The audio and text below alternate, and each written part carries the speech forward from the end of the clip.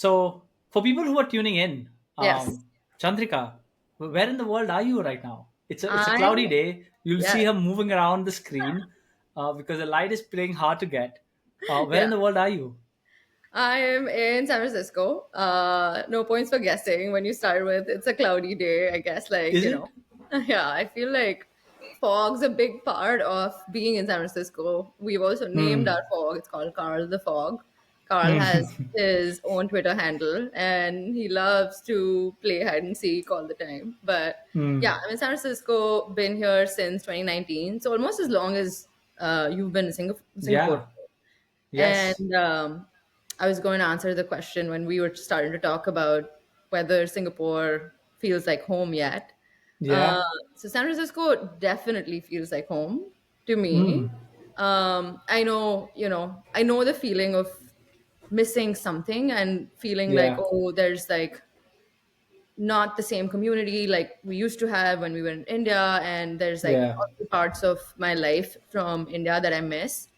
Yeah. But I truly like my life here a lot more than I've liked my life in any other place I've lived. Hmm. So it's San Francisco is home now, and I hope it is for the foreseeable future. But yeah, Hmm. for as far out as I can see, it's definitely home. Yeah, What's your most favorite part of SF? of San Francisco. Yeah. Um, Number one, I would say the community. I feel like Hmm. for especially for what I'm doing, and we'll get into more of that. Like, but Yeah. building a startup, I feel like there's this. It doesn't even have to be a controversial take, but Hmm.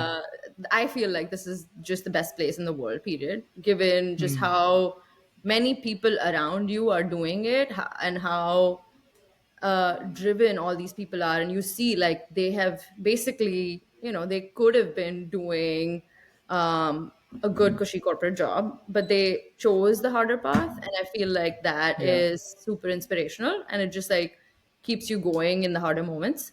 And Hmm. so I think the community around work and startups and all of that is one of my favorite parts of San Francisco. Hmm. Nature, just And access. what does that look like? Like I've heard this stuff about San Francisco is the best place Yeah. to start a company.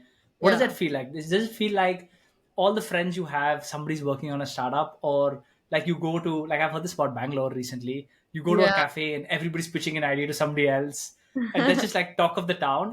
Yeah. Is that it, or is it like it's easy to find talent? It's easy to maybe find people to I don't know pitch your ideas to. Like what is that? What is the San Yeah. Francisco startup community like look Look like for like. people who are Yeah. not there?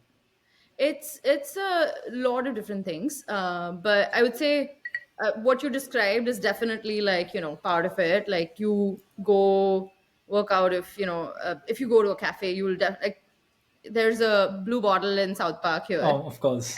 If you go there, like you're definitely invariably going to hear like two or three conversations between like an investor or a founder, or like a couple of founders talking to each other, or investors talking to each other, discussing deal flow. Yeah. So there's definitely stuff like that. But even more than that, I would say just like the ability for you to, go to all these like events and meet people who are doing things that are adjacent or similar, and be able to exchange notes and get help from each other. I feel like that makes this place a lot more special.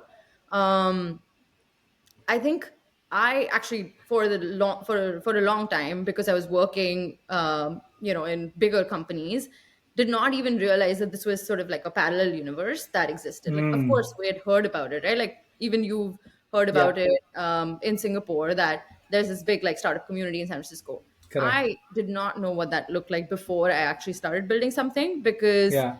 it's a completely different like community that exists like alongside. And at the same time, like, not all my friends are building startups. There, a lot of Hmm. them are working at like fang companies, or even other like venture backed large pre-IPO slash like late stage companies. Hmm. So it's not so much about like, oh, all my friends are working in startups, but you can start making friends with people who are Hmm. in that area. And it's pretty easy because everyone's super welcoming and easy to connect with, I would say. Got it. by and large. Yeah. Yeah, I would So say like I can see what that feels like, because when I think back, I think when we were in Gurgaon and we were yeah, like me and Louis were running the company, I think there were like people we knew who were also running companies, like there were yeah, programs. But I've come to Singapore and I would say that like here not many people start companies because it's like mm, logistically hard to start a company. Like it's an expensive city, it's a small yeah, market. A yeah, lot of companies eventually move their headquarters here. But like if I think of my circle of friends yeah, or the people I hang out with in Singapore, I don't think anybody's starting a company, mm, which is very different, right? yeah. Um, what is your least favorite part about San Oh, Francisco? again, like no points for guessing there. It's The homeless people. yeah, it's the homelessness and the drug problem. It's there's parts of the city that do feel unsafe. You learn to navigate how to move around the city once you live here long Hmm. enough and avoid those parts, avoid those like streets. It in some neighborhoods it just changes block by block. So it's like Hmm. you can walk on this street, but you can't walk on the next street Hmm. because it's just it's in your face. And man, the first time I walked, so Tenderloin is the infamous district or the Hmm. infamous, neighborhood in San Francisco that is Yeah. full of a lot of homeless people doing drugs, shooting up in the middle of the day. And so um, I'd obviously, again, like heard about all of this stuff, but until you see some of these things, you don't know exactly what that means. And so Yeah. all the government buildings are in the Tenderloin. And so, like, the first time I went to the Tenderloin was for some like tax thing. I was going to Hmm. like a building in the civic center around there, and it was such a dystopian view. Like, I walked there, and there were like all these people who just looked like zombies because they were on drugs and they were just like half sitting, half standing, and Yeah. they're just it's just a view of the world that you're like, wow. I came back from there and I was sobbing for like a good 5-10 minutes because I was like, the feeling I had, the feeling that I was overcome by was just like this feeling of guilt for some reason, that we as humanity have like created this and this is like our doing, and here's like people who are living this way. And it was just like Hmm. so bizarre to feel that way. But yeah, that was like the first feeling that I had, and it was just like so weird. And it's interesting because I feel like, so you asked like what's the worst part of living in San Francisco. I think more than just the problem of homelessness and whatnot, I feel like it's the part that we've become desensitized to it or numb to it to a large extent because it's so like it's around us kind of all the time. Hmm. So when we walk out and we see a lot of like homeless people who are on drugs, it no longer bothers me the way it used to. Hmm. And that I feel like is sad. Has it Yeah. gotten worse? Like, do you think it's getting worse or it's getting better? It's hard to say. I mean, first, I feel like, so I spent what, like 8 months before the pandemic in the city. So I moved here in August 2019. The Hmm. pandemic happened, started like February, March ish, right? So I spent what, Yeah. 6, 8 months before. So I got a view of what the city was like pre-pandemic, but most of my experience at this point is just like pandemic and after. I Hmm. think there were parts of the pandemic when it was much worse. So it has, I would say, like gotten better, but Hmm. yeah, not a whole lot. It's still pretty bad. Hmm. That part of it, yeah, And like I know like people, at least like people who visit San Francisco, they're like, oh, it's not safe and this and that. Like you've lived in Gurgaon, yeah, and I think people who've lived in Gurgaon, like, and a lot of people listen to this, I've lived in Delhi and Gurgaon. Yeah, yeah, people who don't live in Gurgaon would call it an unsafe city. You got to be careful. But I mean, yes, people who've lived there, we know it was quote unquote unsafe, but we didn't lose sleep. At least, like, maybe as a yeah, guy, it was slightly different. As a woman, maybe a bit different. But yeah, it was not like we were losing sleep about it being such an unsafe, yeah, place.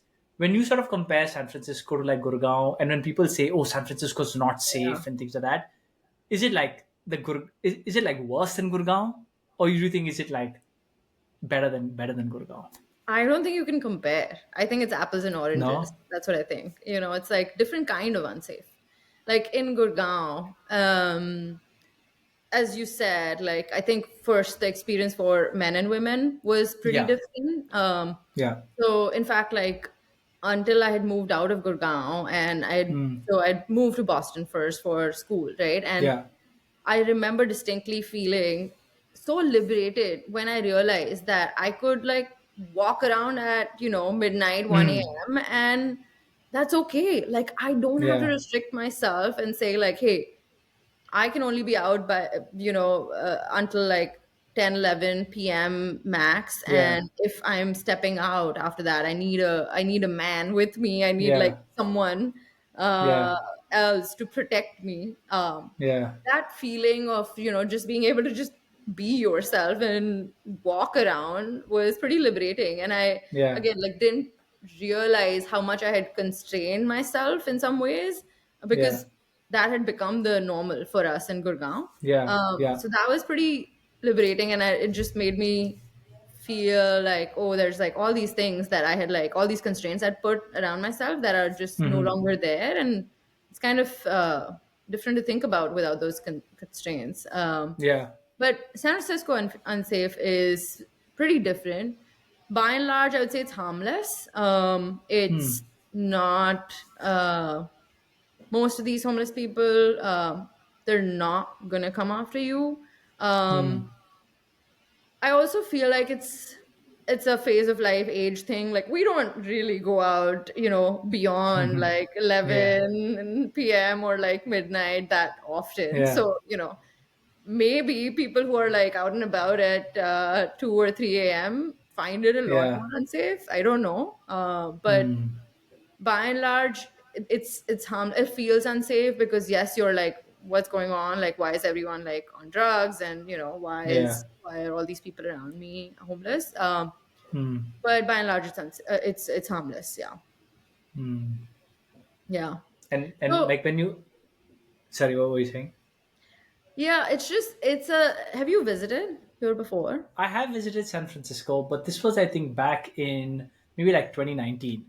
Okay. So yes, you could see like tents on the street, and plus there Yeah, was like you could see homeless people. But I think that even the common narrative at that point wasn't like, oh my God, San Francisco's gone to the dogs. I don't think yeah, that was the narrative. I think that was much, in pandemic, post pandemic, which is beyond that. I've not yeah, seen it. But when I was there, it didn't feel like, yeah, there were some people who were just like, seemed a bit like, oh, you don't probably go very close there. But it yeah, never felt like, oh my God, this feels like a third world country. Like, I never felt that. yeah. Yeah, I mean, I feel like the narrative in the media is a lot worse than it actually is. Like, I have friends from like New York or other places who, when they're visiting, they're like, "Oh my God, are you safe?" And I'm like, Yeah, guys, like, yeah. it's okay. Like, I've lived here Yeah, five exactly. years, and I'm here alive. I'm surviving, and Correct. in fact, like thriving. I'm very happy. I call this place home. So, yes, I'm safe. There's no denying that the city has a lot of flaws, and there's a lot Yeah. that needs to be fixed. But I feel like the narrative in the media is definitely blown out of proportion. Hmm.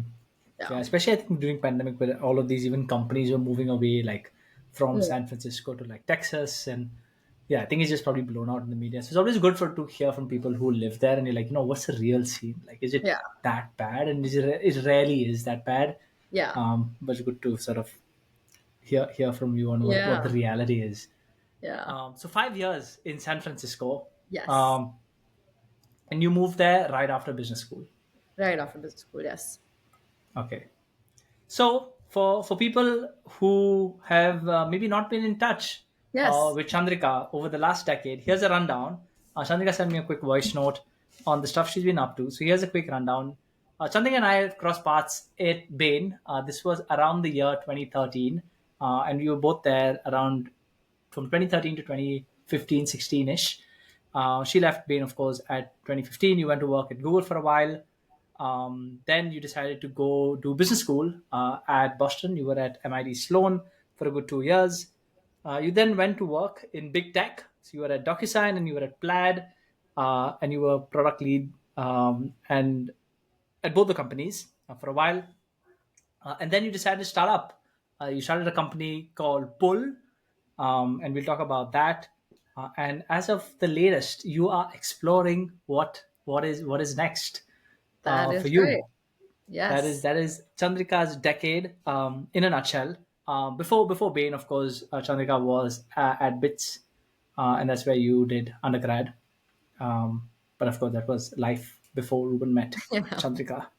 Um, Maybe let's talk about Bain. What was your favorite memory from your time at Bain? You were there for like 3.5 years. 4 years almost. 4 years. Bain was a weird time. Why was it Let weird? me start with that. I don't know. I had, we were all just like, we're such younglings. We had come out of college and, Yeah, we didn't know what the world was like. I'm saying we because I'm assuming a lot of it, is true for yeah, you too. But absolutely. I'll speak for myself. Like it was, the first time I was in the real world. Yeah, So many things that I had never explored, and also, I mean, I was in Pilani for college, so like yeah, I was never in a big city. I lived all my life in Jaipur, moved to Pilani for yeah, college, and so it was an interesting time. It was yeah, it was. You started out as like a bunch of friends going to get a job at the same place, and we'll all hang yeah, out, and it was like it was like there was definitely it was nice to have a bunch of people who were navigating all these challenges with you. yeah, So we would all like obviously like in the evenings hang out together and just like get dinners together, and Bain became like such a big part of our lives at that yeah. time. um I actually don't know if that happens. I've spoken to a bunch of my friends here, and Hmm. I've asked them, like, hey, is that common for y'all to, like, just make your work such a big part of your life after you graduate? Yeah, Because you're like just, you're like new grads and you're just out of college. And I don't think it's the same. I feel like the work culture in the US is definitely different. It's a lot hmm. more, there's a lot more like separation between work and personal life, Hmm. which arguably in India I feel like just doesn't exist even now. I don't know, I feel like work like always bleeds into your person, like Yeah, I feel like people don't have as clear boundaries, yeah, and your work like really does take over most of your day, especially during the hmm. weekdays. um, Yeah, but yeah, I mean, I did a lot of growing up in Bain, let's just put it that way, and um, lots of obviously fond memories. I remember distinctly, I feel like our was it the Nepal offsite? Yeah, we were in oh Nepal yes, for an we went to offsite. Kathmandu for an offsite. Yeah, yeah. Insane. That was fun. I feel like that was a good offsite. Offsites were generally like a fun time, but also just Yeah. like, man, so much. Now thinking back, there was like a lot of toxic behavior, which I'm like, yeah, I don't know how that was ever like okay, but Yeah, yeah. Uh, yeah. Like Overall, now, like yeah. the amount of alcohol we consumed Oh my is just god. like, and I think as a batch it was fun, but like across batches where you were drinking with your boss and your boss's boss and your boss's boss's boss, and Yeah, everybody being like hammered, I'm just yeah, like, I would never like yeah, want to do that ever again. yeah. That is a bit much. Exactly. It was a lot. And I feel like, I mean, so I had like I didn't drink in college, Yeah, and generally like in my family, I feel like my mom always like brought us up with this idea of like drinking is really bad and just, yeah, it's the wrong thing to do. And for a large part of my life I like listened to that narrative. So yeah. when I first started at Bain, I had this like rule where I was like, I'm now gonna pay for alcohol. So like I'll drink only when it's free because it just felt wrong to pay for it. Yeah. And that just meant all sorts of weird things. Like I would drink a lot at these parties because I was like, oh my God, Hmm. I'm not paying for it. So It's like I guess free. it's justified. Yeah. Ah, the worst. But Oh no. yeah, overall, I feel like it was the time I did a lot of growing up, and it was fun. I obviously still have a lot of friends from our time there together. Yeah. But yeah, I cannot see myself doing those things ever again with the, No yeah, way. with all the maturity that I have in me. What Yeah. is the one growing up thing you would sort of like if you were to list down the things you grew up on, what is like top of that list? Like at Bain, you mean? Yeah, during your years at Bain. Yeah. Now when you look back. Work wise, I would say like I learned a ton. I Hmm. feel like a lot of the foundational skills that we built in our time at Bain, or I built, I feel like are super Yeah. valuable even today. Um, Hmm. a lot of the work that we did sometimes was like no fun. It was like Yeah. repetitive and just felt like grunt work. But there were there were moments, there were like phases when you were on like actually interesting cases and you were like, oh my Yeah. god, like I'm actually thinking about this problem, and Yeah. they're like lodged in different parts of my brain that like every once in a while when someone brings up a topic that we've gone deep Hmm. into, or that I've gone deep into as part of a case that I've worked on, which is like the most random thing, like sanitary ware, like Hmm. faucets and taps. Like I worked on a Yeah. case for one of the companies, and like I know so much about that. It's just like lodged in Yeah. some part of my brain. Yeah. So that's like the random fact stuff, but I think a lot of just like foundational skills, like financial modeling and stuff like that. So I think Yeah. work-wise, it built like a good foundation for doing a lot of the things that I feel like are still needed. Yeah. Yeah. When you mentioned faucets and taps, I think that was the first case I was thrown on. No I way. remember, Did we work yeah, it on it was together? Grohe. Remember Yes. Grohe? Yeah. Oh, we went and did I like, remember going to random shops in Gurgaon, trying to look at Grohe and Jaguar and all this, and I was like, what the fuck is happening? But that was literally, I was thrown in the case for like at least 1 or 2 weeks. But yeah, like it was just so random. I was Um, just thinking about what are the cases that Ruben and I have worked on together. I was like, I think it was just that. yeah, I was like, I couldn't think of that. So I was like, we haven't even worked together. I feel like, on a case like as closely. We've Yeah, obviously been in the same office and, we've had yeah, a bunch of, like friends in common. But yeah. that's right, Grohe. Like the first week going into these like random stores in Gurgaon. Oh my God. Yeah, Yeah. yeah, that was absolutely crazy. Oh my god. Okay, so Kathmandu, that's what you remember That from is your what I time remember. at Yes. Bain. Okay, so you were at Bain till 2015. You then moved to Google, Yeah. and you were doing something around product marketing for ads, and then eventually for YouTube. You've done like a lot of product work in Google, then at Dropbox, Plaid. So I want to sort of Docusign, understand. Dropbox. Sorry. Sorry, at Docusign. Did I say Dropbox? Yeah. Docusign and at Plaid. They're all the same. We use one of Yeah. these products, and I'm so confused on which product. I You're just use the not the free first version. person. I use the free version for all of them until they run out, and then I go back. Like, okay, next month I use them all again. Yeah. Um, Anyway, I want to sort of maybe talk a little bit to you about what like this whole world of product is. I Yeah. think ever since I've graduated, a lot of my friends have gone, especially post Bschool, have gone to work in product.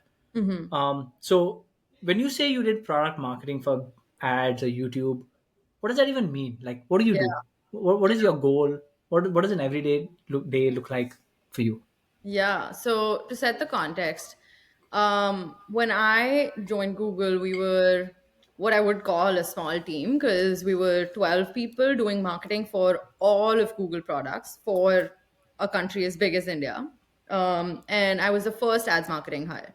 So I started out as like, having to do marketing for all Google ad products, which means I had to collaborate a lot with like the sales teams, and I had to think about what is the narrative that we're building around Google ad platforms. Why would like Hmm. an ad spend decision maker spend money on what you would call Google properties or Google, Yeah.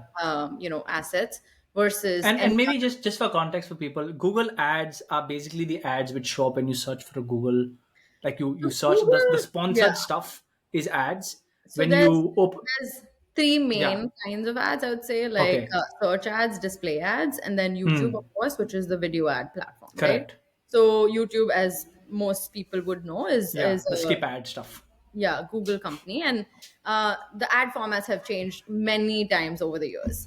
There used to be a 6 seconder, which was unskippable. Now yeah, they've become much longer, and I'm pretty annoyed about that. I'm like, who is doing this? yeah, Like 30 seconds unskippable ads now. Yeah. unless you pay for like YouTube Premium. Premium. Yeah. So there's all sorts of stuff, but those would I would describe as like the three main types of ads: Got it. search ads, display ads. Display Search, ads are display, and essentially ads with like images. correct. So Google network is on, on a bunch of different websites. It's not just Yeah. like, oh, you're searching for stuff on Google, but like Correct. the ads that you see when you go to other websites can also be Yeah. part of the Google network. Yeah. So So when you search something on Amazon, if it just shows up on every single website you go to, that's yeah, Google Ads in yeah, action. yeah. And when you're marketing this, who are you marketing to? Is it like Nikes of the world? Is it like Yeah. the random people who are doing SEO? Is it agencies? Like who do you market to? Yeah. So the way the team was organized at Google at the time was what we called large advertisers and agency marketing team. So that was me. We called it Okay. LAM, large advertisers and agency marketing. There was SMB marketing, and then there was the consumer Hmm. marketing team. Got it. So, Okay. for large advertising and agency marketing, you are talking about companies like Amazon's of the world or Airtel in Hmm. India, Yeah. large advertisers and agencies like WPP, Group M, Hmm. Publicis, and the large like media agencies. Yeah. So, I would interface a lot with like our large customer sales team. So they were called the Hmm. LCS team, and these would be people handling like all these accounts from like Amazon, Airtel, Hmm. Unilever, big companies in India, and working closely with them to figure out like what's the current spend or for this advertiser, what are the things that they're looking for, because every advertiser had different sort of requirements of what they were what Yeah. their goals were. Is it like brand awareness? Is it Hmm. conversion? What are you looking for? And it's different kinds of advertisers as well, right? Like an Amazon is very different from a Unilever, or like, Yeah. I guess, yeah, in some respects they're similar, but like Amazon, Hmm. Airtel, Unilever, these are all three like different kinds of advertisers. Yeah. So it's a lot of like sales enablement type work. It's a lot of like, Hmm. how do you create assets? How do you create case studies that can then be used to Got it. sell similar types of customers? Um, but I spent like a little bit of time on that. I would say like the first 4, 5, 6 months, maybe. I don't have Hmm. the exact timeline in my mind now, but pretty quickly, I would say two things happened. One, the team started growing, and Hmm. YouTube was becoming much bigger. So this is we're talking right around the time Geo is entering the market, and your Hmm. data prices are going down, and so Yeah. millions of Indians are coming online for the first time in a mobile first fashion, which is very, very different from the internet users around the world who've gone through like the desktop laptop Yeah. generation and then moved on to a mobile phone. So these people now are like consuming a lot of video content, and so we suddenly have all this like video inventory. Inventory Hmm. speak is like marketing speak, right? So this is Yeah. all your people who are consuming a lot of content on YouTube, but Yeah. advertisers haven't caught up to that. So now we had Hmm. like all this growth on the consumer side, and my part a lot of like a big part of my job was to translate this growth into advertising dollars. So like, how do you Got it. convince ad spend decision makers that YouTube is the next big thing, like that's where your audience Hmm. is, and you should use YouTube, leverage it as part of your media mix. Hmm. So that was a large part of like what I did. Hmm. Some of the cool parts of my job were like being involved in like large YouTube events. I don't know if you ever heard of like Brandcast or FanFest. FanFest was like FanFest I have heard. yeah. So FanFest was like the big YouTube concert or like Yeah. music festival equivalent, if you will, where Yeah. like creators from all around the world came. And so YouTube Fan Fest usually like was the consumer marketing team that would be like Yeah. heavily involved, but there was involvement from like the entire team. And then there was YouTube Brandcast, which was like the advertiser event that ran parallel to Hmm. Fan Fest.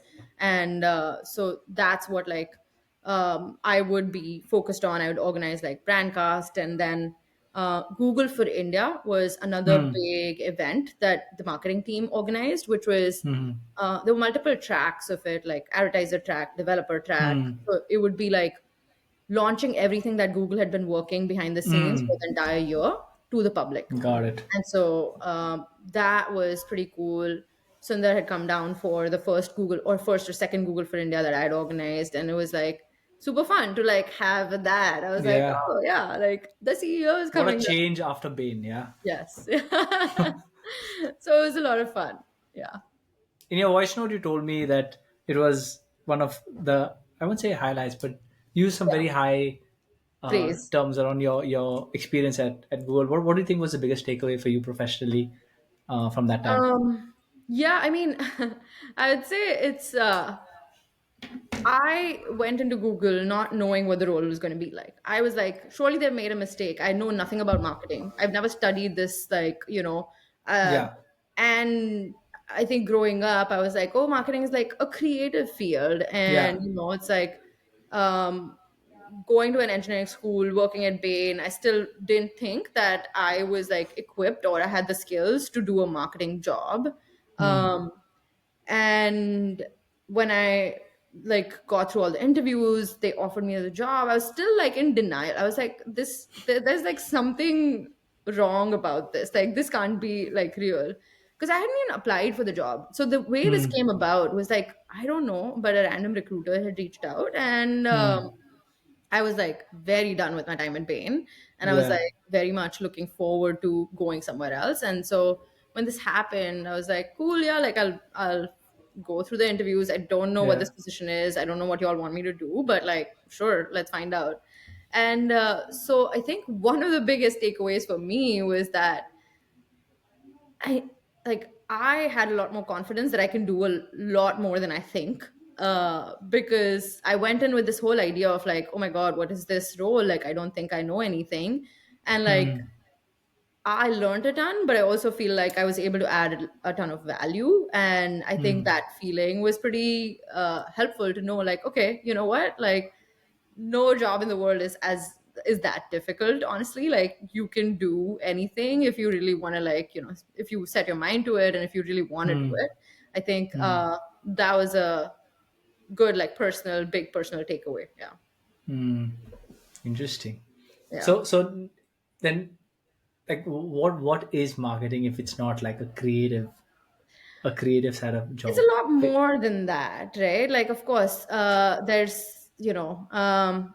there's parts of being creative, and of course, like when you think about like marketing, the first thing that comes to mind for me, at least, is ads. And Yeah. when you think about like ads, you're like, oh wow, like the ads that you remember are the ones that um, are pretty creative and, like, Yeah. have some kind of fun element to it. But marketing is a lot more than that, especially on the business side. It's very analytical, it's rigorous. It's like, you have to deal with a lot of numbers. And, it made sense. Like when I finally did the role, I was like, oh yeah, yeah, now I get like why they wanted like someone with like my kind of background, because it makes sense. Hmm. But yeah, there's like different parts of it, and you work with media agencies, you work with event agencies, you work with ad agencies. So it's a lot about like managing people, because you're Hmm. working with a lot of external resources as well, depending on how big your Hmm. team is and how many resources do you have like internally versus what parts of the job are you trying to sort of like outsource and work with external Yeah. third parties. And as I said, like the team in India, when we started, we were fairly small. The team grew to maybe about like 25 people when I left, but still it was like, Hmm. fairly small for the India market, I would say. And Hmm. the budgets we were managing, because like India Hmm. was a pretty high growth market for Google. It still is.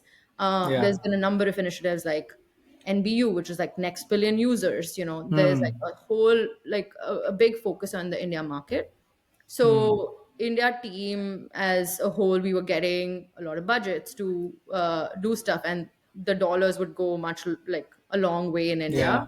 the same Yeah. amount of dollars, right? So I feel like for the budgets we all were managing and for the scale of the country, we were a pretty Yeah. small team, and that meant working with a lot of like external agencies and people. So it, Hmm. it became a lot more about like people management. I didn't have any direct reports at the time when I was at Google, but like Hmm. it gave me a lot of like management experience, because I had to work with a lot of these like external agencies.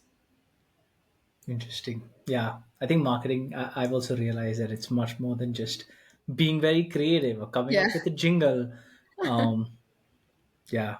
I don't know why people start like, yeah, for a lot of people they still believe that marketing is a very creative sort of job, and yeah, I mean you have to be creative, but I think it's so much more analytical Yeah. um, than you think. And so Um, at Zilingo, did you end up doing a bunch of different things, one of which ended up being marketing? Is I didn't do too much of marketing at Zilingo. For me, it was much more of like a lot of like 0 to 1 stuff. hmm, So like setting up like new business units, doing I would say more sales. yeah.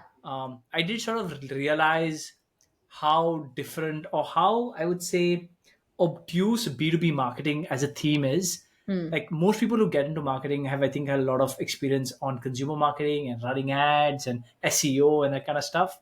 And then I think in Jilingo, when we were building up the business, at least the verticals I had to manage, it was a lot about like selling to like factories or selling to, Hmm. people who wanted credit.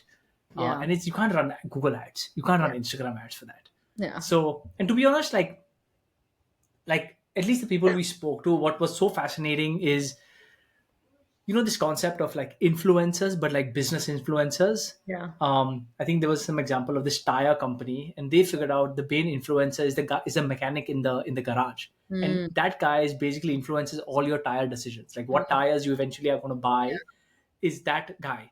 And Yeah. then they did a whole sort of thing of how they would elevate that person. So there was some Hmm. village or some town wherein they put this guy's picture on a billboard and put their brand next to him, and just to like not saying that he was endorsing the tire, but that guy felt really cool about it, that oh, Yeah. my picture's on a billboard. And that's how they basically bought his loyalty. And every time he had to push a product, it was that company's product he would just sell. So he was fucking selling tires like nobody's business. And I Yeah. was like, wow, like B2B marketing is so much more than just running ads and Yeah. content and all that stuff. And yeah, like I think like even performance marketers, like we had, at least when Jimmy was doing a lot of the consumer stuff, there was a lot of performance marketers, and it was like very, very, very analytical. And I Hmm. was like, oh, marketing is just not like just like this woo agency stuff, Yeah. which I think a lot more, I would say, like brand maybe. But yeah, I think that was my, but I've never done marketing. I would be quite keen to sort of try. I think when we were running our own company, we tried to do a little bit of marketing, but Yeah. yeah, like never in a very structured manner. It was like all over the place. Yeah. But I feel like that's where you learn the most, though. I Yeah, mean, we you learned learn a ton. broad, anyways. You learn broad. You maybe don't learn Correct. deep. Yeah. Yeah, you ask me to like do a marketing job, highly unlikely I'll be good at it. But like I can call bullshit if somebody, like if I hire somebody to do marketing and you're bullshitting me, Yeah. I can tell you that you're bullshitting me.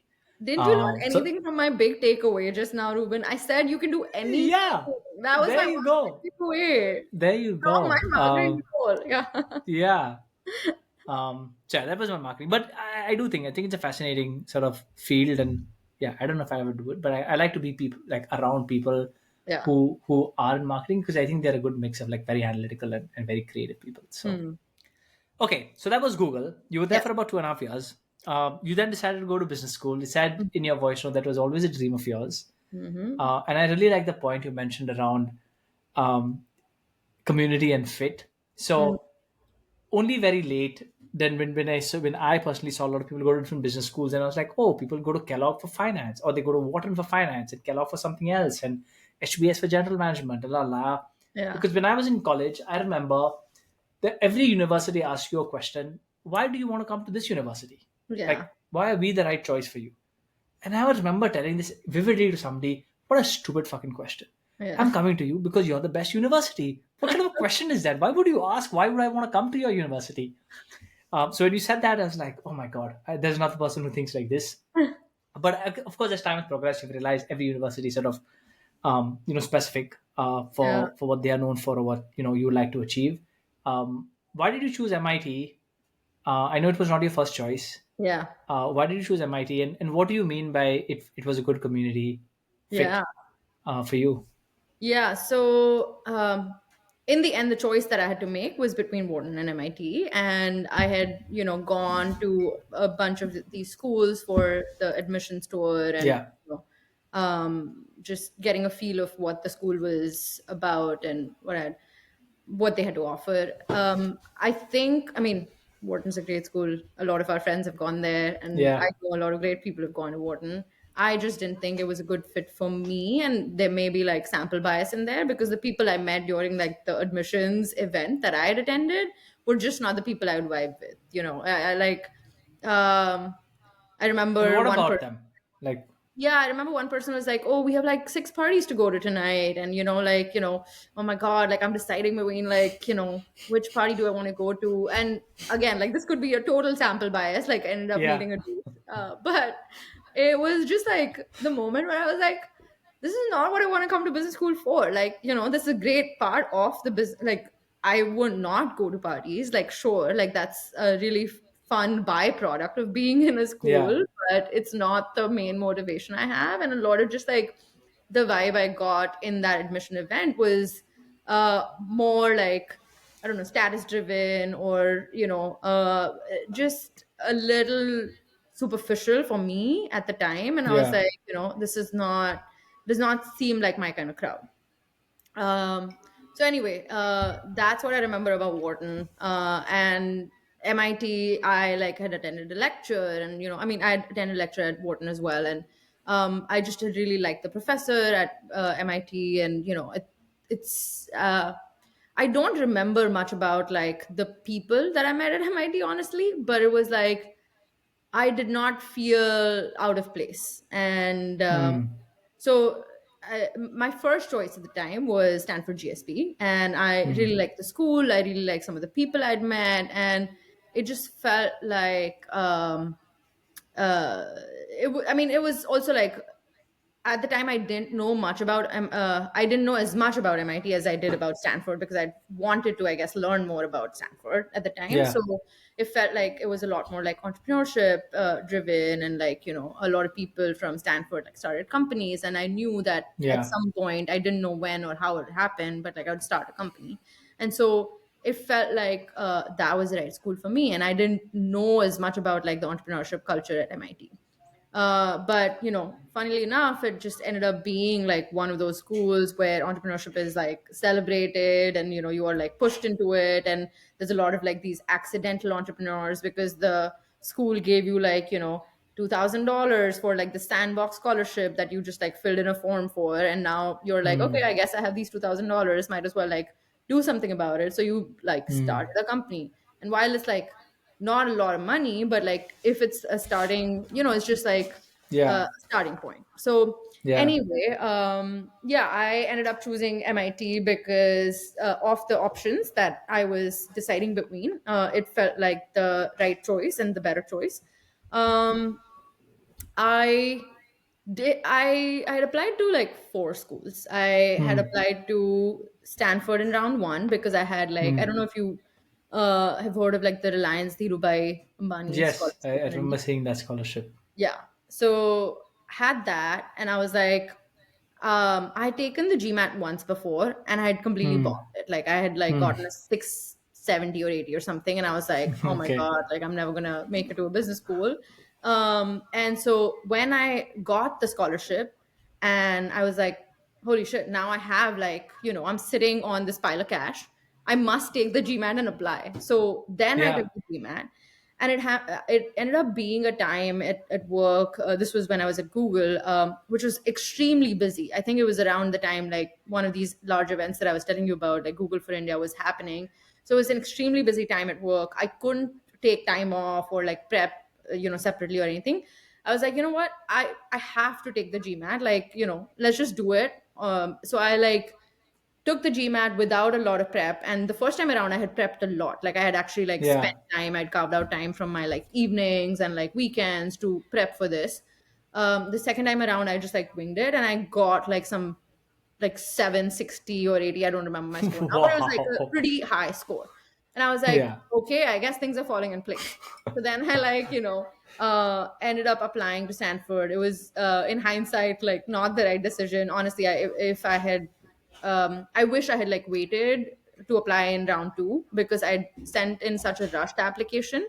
Hmm. Who knows what the outcome would have been? But Yeah. anyway, I ended up applying in a bit of a rush to Stanford because the Hmm. deadline was coming up, and I was like, I think I should apply in round one because chances are higher and whatnot. Um, Yeah. so end up applying, didn't get in, and that there goes the Reliance scholarship. Scholarship. But anyway, now I had the GMAT score, so I was like, okay, I guess I should apply to more schools. So then I ended up Yeah. applying to three more schools: HBS, MIT, and Wharton. My God, my HBS interview was it was So I don't know if you remember, but like in Gurgaon there was like a Ola Uber strike. I guess there were many, but like there Yes. was this one time there was an Ola Uber strike, and I was trying to go to this like HBS interview, which was in Delhi, and we were living in Gurgaon, and Yeah. I didn't have a car. I like was relying on Uber or an Ola, and I end up calling Uber Olas, but they're not showing up, or they're canceling, or they're like accepting the ride, but like in 10 minutes later, no one shows up, and they're like in a different Yeah. corner of the city or whatever. So this is like an hour of me trying to just like get a cab somewhere, and I couldn't get a cab, and I'm like, my God, like I'm gonna miss my interview. So I just like This go seems like, down. by the way, a start of an epic interview story Oh my God. of how you. There was nothing epic about the interview, unfortunately. So it just the story is epic, but the interview Yeah. wasn't epic. Anyway, like I ended up like going downstairs, and there was like a mechanic or a plumber or someone who was like working on Yeah. the apartment building that I was in. Yeah. And I asked him, I was like, Bhaiya, please, will you like drop me to this like place in, somewhere where I can find a cab? And he saw how like just like frazzled I was looking, and he's like, okay, you know what, fine. And then like I took a ride from him, and I went like, I'm blanking on the name, but there's like the Gurgaon Delhi border. Neroli. Neroli. The No, is Meroli that border. Neroli? I think No. so. Or No? some place like that where Sikandarpur? Was it Sikandarpur? something like that, man. Okay, Anyway, somewhere. so there One was of the like the border. Gurgaon Delhi border where there were cabs. And Yeah. so he dropped me there. Then I took a cab and finally got to my interview, I think like 5-10 minutes late actually. Mm. And then I was like already like, I was like so apologetic, and I was like, oh my God, I'm so sorry. Like I'm late. And, I like it was a bad start all over. Yeah. Interview did not go well, sure enough. And yeah, I did not get an admit, but it was like an epic story yeah. My interview Mm. stories are all weird. Like so I had my interview for Wharton in Bombay, and the Oh. cab I was in, the guy like rammed the car into like, the car in front Oh, of us, and wow. I was in the car. So I was like, nothing happened again. Like I was safe, but I was like, okay, I'm just walking. So I walked the rest of the way to the interview. What about the MIT interview? Was it not as eventful? The MIT interview was non-eventful. Nothing Well, big that's what you happened. needed, a Yeah, non eventful all I interview. needed. It was very uneventful. I went to a nice hotel. It was like the Rosiette or something, and Mm. Rosiette, yeah, that's the hotel in Gurgaon. And Rod, who was like one of the admissions officers, he was there. He was very nice. We hit it off pretty quickly, and Yeah. yeah, the rest is history. So when you meant community, it was just like it's a very entrepreneurial The school. community at MIT, I would say they're very, uh, most of the people are very humble, down to earth. Hmm. There's a lot of humility.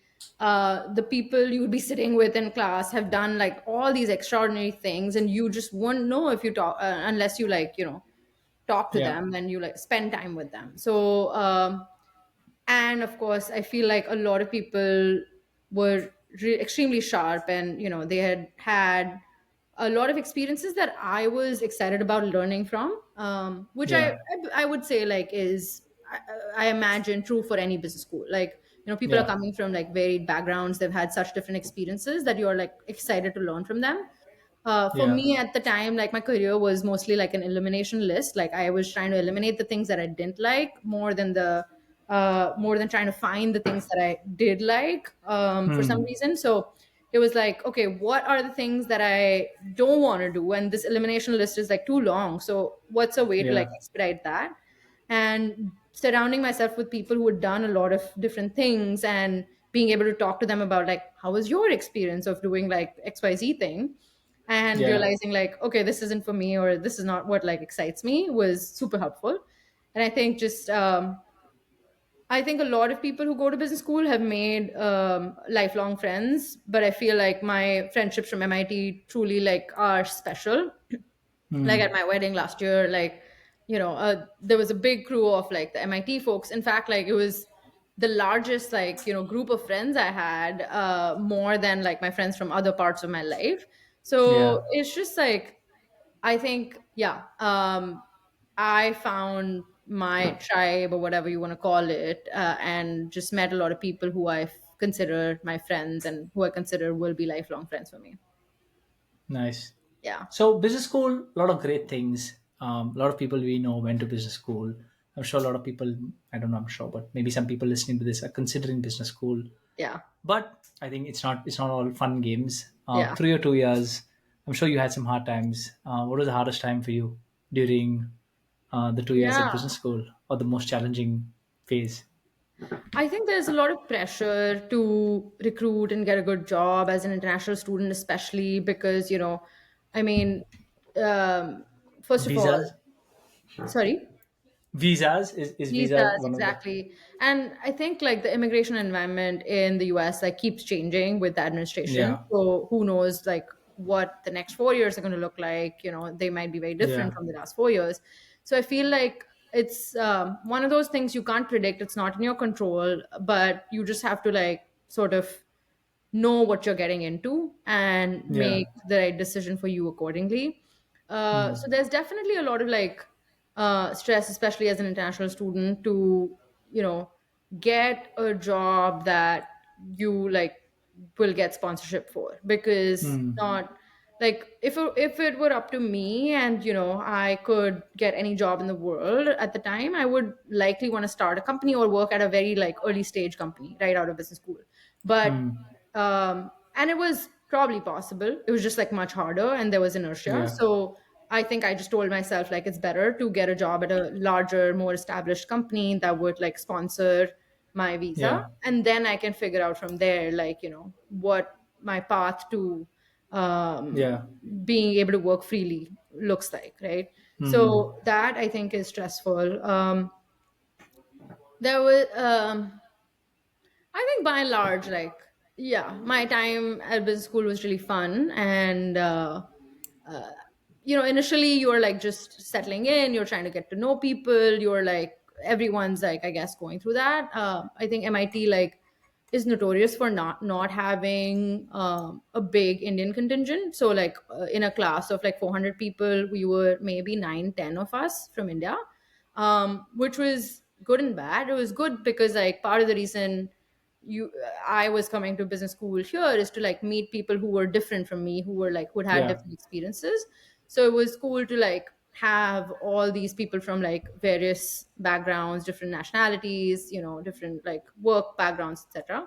um but like there was also just like a smaller Indian contingent. So like if you wanted to feel like, oh, I want like go talk to someone who like yeah, it just feels like comfort zone, there were very few people. yeah, So yeah, but no, I would say like one of the things I would give as advice to people who are listening who want to go to business school is just like being intentional about how you want to spend your time at school mm, is really important. Because um I mean there's two approaches. I feel like you can go in with the mindset of like I just want to explore and I don't know what I yeah. want to do and I want to spend these 2 years figuring that out, and that's absolutely fine. But I Is do it is it fine? I've heard people who go in with that approach get totally mind fucked because everything is possible, everything is there, and then you're like yeah, you lose track of what you're chasing, and that just is very very stressful. I just feel like you won't be able to make the best use of your time there. Of course, it'll still be fine. You'll get something out of it. But if you Yeah, have some idea of like, here are like the 5 things that I really want to like get to, yeah, then I feel like you can make just better use of your time, because there's a yeah, lot happening around you all the time, right? Like, and yeah. how do you decide like you're going to spend this next hour doing thing X versus doing thing Correct. Y? Is just like, yeah, what is it that you want to accomplish, and just like keeping Did that. you know? Did you know what you um wanted to accomplish at the end of the I school? so okay, my main motivation was truly, as I was saying, like this like elimination list of like trying to find out as much as I could about other things that I just didn't know, Yeah, other roles and professions, and like what like other people's like jobs look like, and try to eliminate the things that I didn't want. And I think I also had an idea that I generally like product, right? So I'd yeah, been doing product marketing, I'd worked with product managers, and I knew a little bit about the role as someone who had interfaced with product managers. But so I wanted to explore what product management role would look like for me. And Yeah. so I think a combination of both of those things was Mm. helpful to guide me in like, here are the things that I want to be doing that would, lead up to me Yeah. getting a product job during my internship, and then being able to explore like, is this for me? Because now you've gotten like a 3-month test run, and Yeah. that's like good enough amount of time to figure out like Mm. whether you absolutely hate it or is this something you want to like explore more. Yeah. Yeah. A lot of people who've gone to business school, of course, and there's all kind of commentary on this. Not is is the best experience of my life, or total waste of time, not worth the money, la la la. Yeah. Um, what do you think are not very good reasons to do business school? I Yeah. think a lot of reasons to do business school is, I think it's a great network. You Hmm. maybe don't. I mean, yes, you could learn some stuff, but I don't think that's like one of the top three Yeah. things you take away on the Yeah. academic classes. Yeah. You got to meet a cool bunch of people, and hopefully you stay in touch and you build those networks for years to come. But like, what are common reasons you see, or like now that you've been through business school, you're like, hey, those are the reasons you're going to business Shouldn't go to school. school, yeah. Just don't do it. It's not worth it, or you're not going to sort of get anything at the end of it. Yeah, I feel like the opportunity cost is becoming higher and higher, right? Also, like in general in the world, because Yeah, the like you could form similar network without going to business school yeah, today because you have access to things like Twitter, right? Like you can yeah, literally cold DM a bunch of people on Twitter, and you get like one super connector who like is yeah, willing to take a call with you and who's yeah. willing to make a whole bunch of introductions for you, and there you Hmm. go. Like you can make a pretty good network today without spending like $200,000, right? So the Yeah, opportunity cost in the world is becoming higher and higher, and obviously as people grow in their careers it becomes higher for them as individuals. yeah, um, I think there were a lot of people who like uh, took like 2 years off as like my time to party from my like consulting job that's sponsoring me, and I'll go back and like yeah, spend 2 years repaying that debt and just like working at my same consulting firm and making like good money. And that's like yeah, fine reason for them, maybe. Like personally that doesn't yeah, motivate me at all, and I think that would be like the wrong reason for me because yeah, I just feel like you're now talking 4 years, right? Like you're talking basically 2 years of being in business school and 2 years or something like that of going back yeah, and working at this company. And if you don't like that, if you are in search of what it is that you truly want to do, that's like four yeah. years of really It's a long expensive time. time you've just Yeah, wasted. So I'd say like, yeah, I don't know what the motivation for a lot of these people who would like gotten these like sponsorships from their consulting jobs or banking jobs and like hated their jobs and were yeah, treating business school as an escape, but then like going back to that like was because yeah, I'm like, it just like doesn't add up. Like you hate this job, you're here because yeah, you wanted to escape that, and you're like yeah, going back to it. You didn't do much in your time in business school. You just like yeah, partied a lot and like sure you made some connections. And sometimes like life surprises you. Some of these people like ended up meeting other people who ended up being great like introductions for them to their next thing, or I don't know, even or they like just got married life to partners in them. some cases, Yeah, right? So I think, yeah, like it's hard to say like what the value could be, but for yeah. me I feel like that doesn't seem like good motivation to go to business school. Yeah. Interesting. And what would be a good reason? Like, if say I'm 32 now, Yeah. what is a reason I should consider business school? Because I would say I've been on the anti business school Yeah, side train of for a things while. still for a very long time. Yeah. But now I'm like, like, well, what would be a good reason for me to go to business school now? Um, I think you Is have there? a lot more clarity of what the application of stuff that you will be learning is in the real world because you've worked for a while now. Yeah, So, one of the things that I feel like, yeah, I go back to some of the things I learned as we talked about, like academic part of the business school is not the most valuable part of yeah, it, but there's some value to it. And I feel like sometimes when I'm in a situation at work and I'm like, oh yeah, we like read about this thing in this class, like, and then I'm like, oh, if I'd had this experience, I feel like I'd be able to use and apply what I learned in class better. Hmm. So that'd be one reason for you to like want to go to business school. But honestly, like as I said, I feel like the opportunity cost is pretty high Yeah. now. I just unless you Yeah. really do want to break for 2 years, like don't do And it. I It's a want to good party way for to two spend years. a 2 year break. It's Yeah. a great way to actually like take a If two you have year two break. hundred thousand like Yeah. dollars in cash just lying around. I wouldn't even think about that. Honestly, like you make the money back pretty quickly. It's like, Yeah, I agree. yeah, it's Yeah, if I you, agree. I think the narrative around the cost being very expensive is not a yeah, very strong one because you get a degree which is, you know, almost like an asset which is valuable for the rest of your life. And to be yeah, honest, like if you're not living in a country, like, you know, like when I do visa applications, I'm just a bachelor's degree, which at a university which is not globally recognized. And you know, while it's not, you might seem it is not very relevant, mm, like it does play sometimes, like, you know, mm, so that's an asset you have for life. But yeah, you make it up in like a year or two, so I yeah, don't think it's that crazy. But I think the opportunity cost, like 2 years is a long time. two yeah, years is like start and end of a new company. That's how I yes, sort of measure it. yes, uh, okay, so we talked about business school. yes, Let's move on to talk about life after business school. So you were at Docusign and Plaid. For yes. people who are not familiar, I realize Mhm. a lot of people who are on the pod are very, I wouldn't say clueless, but they're not from, they don't work in the world of tech. I remember I told somebody that I work in fintech, and they're like, "What do you mean by that?" And I was like, "What do you mean by you don't know fintech, financial technology?" They're like, "No." I'm like, "What do you do?" "I'm a musician." I'm like, now I Makes know sense. why you don't know what fintech is. But DocuSign is a company which allows you to basically sign contracts digitally, Yes. and it's massive. Plaid, on the other hand, is financial infrastructure. It's unlikely that a lot of you might have used Plaid as a consumer app, but a lot of the apps, especially in the US, use Plaid on the back. I think Venmo, for example, is one of the biggest customers of Plaid. A lot of stuff what happens on Venmo behind the scene is out of Plaid infrastructure. Um, you were a product lead in those roles. Product manager seems to be this big role which everybody sort of now is aspiring to become. I would say over the last 5 6 years.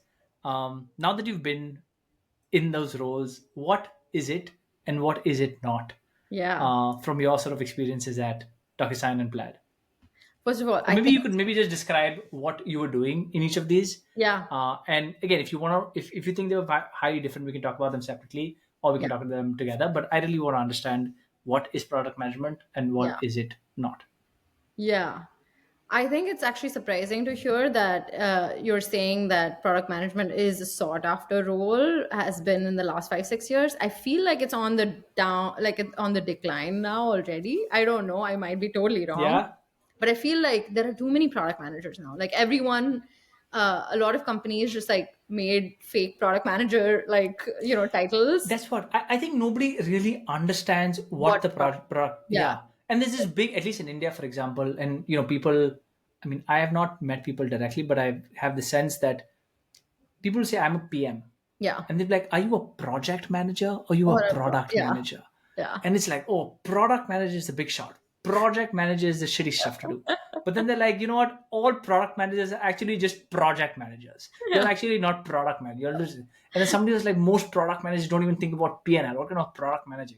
So I, to be honest, I have no clue what a product manager is. yeah. All I know is they play with Figmas and they like write user stories, and they don't really know, like my perception is that they don't really know like who's an ideal user of a product and what problem are you solving for them and how much money does your product make.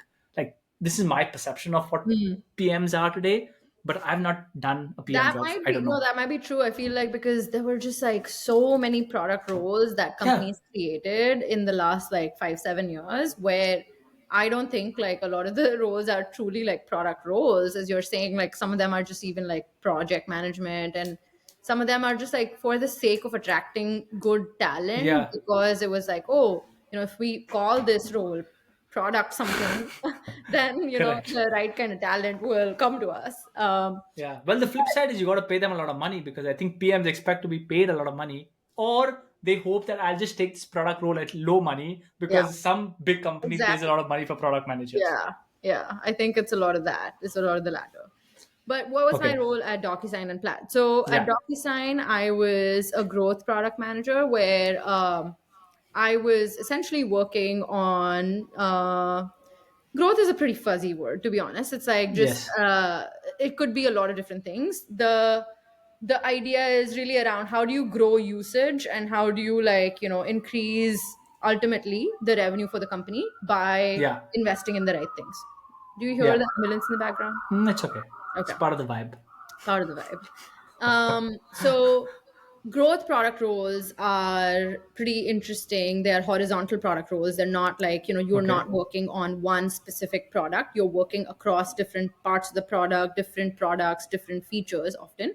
And you're trying to Okay. understand what are like you're trying to find correlations or causation sometime between Hmm. users taking a certain action and that leading to more stickiness or them coming back to the product more often, Okay. or trying to predict like what is actually going to drive their usage more. So, for example, at Got it. DocuSign, like one thing we uncovered was that customers who came in and in their trial period set up branding as Yeah. their personal sort of branding were Hmm. more likely to stick around. Now, is this causation correlation? Don't know. A lot of times it's like people already have the intent and they are setting up Yeah. branding because they know that they're going to buy this. Other times it's like people discovered this feature. They're like, oh, this is kind of cool.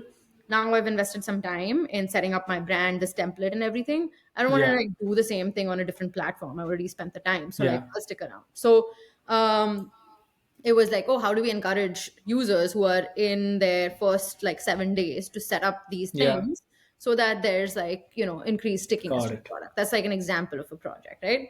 So it's a lot Hmm. of in my mind, a pure like product role is truly like a champion or an advocate for the customer. You have to be the voice Yeah. of the customer. You have to represent like what is it that the customer truly wants from the product, because I believe that long term all like investments should be made to like to basically have give customers a delightful experience, right? So if Yeah. you are investing in things that delight your customers, then your company is going to go up into the right. Hmm.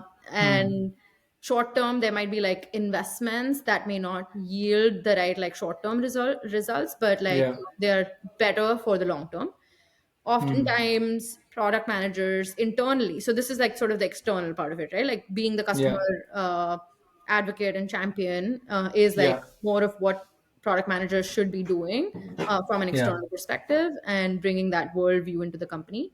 Internally product managers often are the connectors between the engineering team and the business teams, because engineers love solving fun problems that may not have Hmm. any business impact. If you leave, may or Okay. may not, a lot Yeah. of engineers are wired that way. They love optimizing things. They love like solving Yeah. fun problems, but that may not yield to any business outcome at all. And so, how Correct. do you, make that connection between what engineering is doing and what does that mean for the business is often like a product manager's role. So, There's this, sorry, on the engineering product role, I've yeah. heard this big commentary wherein if you're not an engineer, you're probably a bad product manager. Hmm. Like, have you heard that? What's your take on that? Because Um, and the rationale for that, and I maybe sort of set up the context. The rationale for that is if you don't understand how to write code or you don't understand how like the systems work, a lot of yeah. the suggestions are going to be like not well thought out suggestions because you do not really know the complexity of implementing something. But the flip, what I've Yeah. heard is that's not what the product's role looks. Like you said, a lot of engineers like to solve problems which may not move the needle. Yeah. And as a PM's job, your job is to make sure that people are working on stuff which move the needle. So it doesn't matter if you don't know how to design, if you don't know how to code, you got to make sure that the needle is moved. Yes. So, what is your take on this? PMs need to know to code. Obviously, they don't. I don't think that PMs need to know how to code. Absolutely. I had the fortune of like having studied engineering in college Yeah, and obviously being like tech fluent, I would say. yeah, I haven't coded in a long time. With everything that we have now, all the copilots, like I correct. bet you I could. I wouldn't be a good, developer, but Yeah, I'd be able to do the job. Um, yeah. So yes, while I had the fortune of like having known some of the stuff, I don't think it's necessary at all. You Hmm. need to. understand that, you need to understand like terms. You need to be tech fluent a little bit, but you don't need to know how to code at all. You need to like Mm. be able to be clear in what you're asking your engineers to do, and you need to Yeah. have a good relationship with like your engineering counterparts and with a lot of different people. Product managers are often, managing a lot of different relationships across the Yeah. organization. And one of the reasons I wanted to try the product management role was because I thought it'd be a great, way to get exposed to what different roles are doing in Yeah. the company. Because like you hear all the time like product managers are the CEOs of the product, or Yeah.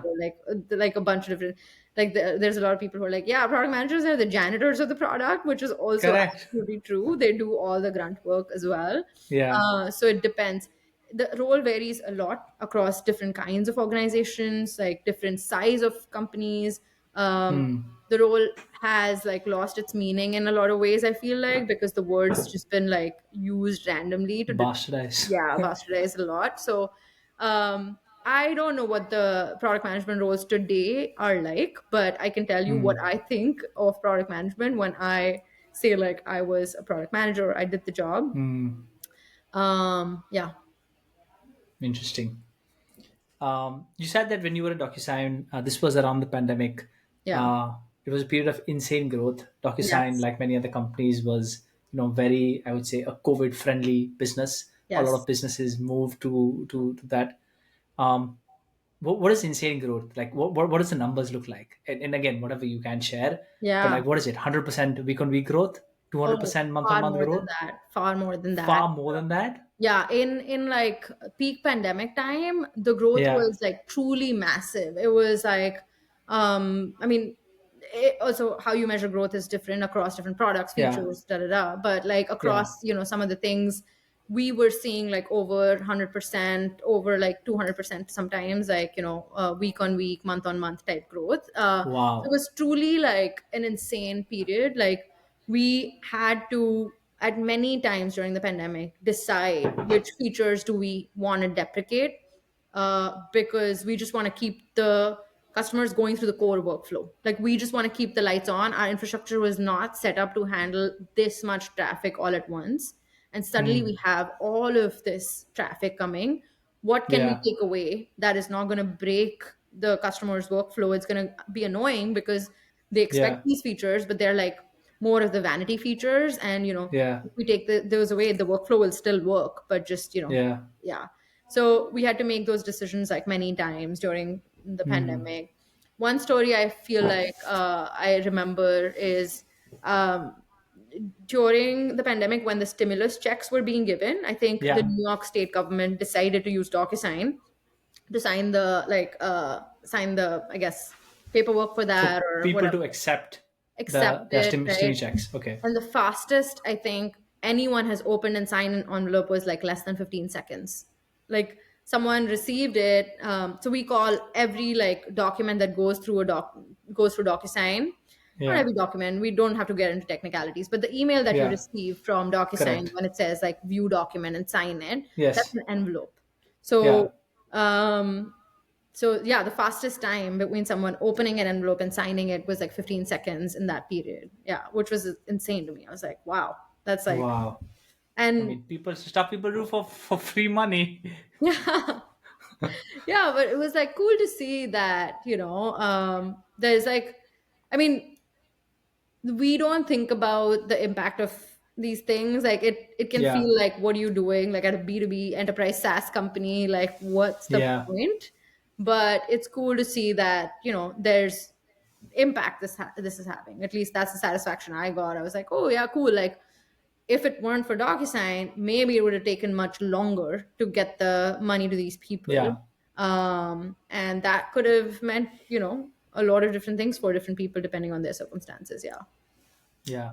We'll talk about Chandrika seems to care a lot about getting people their money really fast. And we'll talk about that in a bit. But DocuSign, of course, I think is a great company. I think it's a public company now. Um, you mentioned to me that it was wartime during COVID.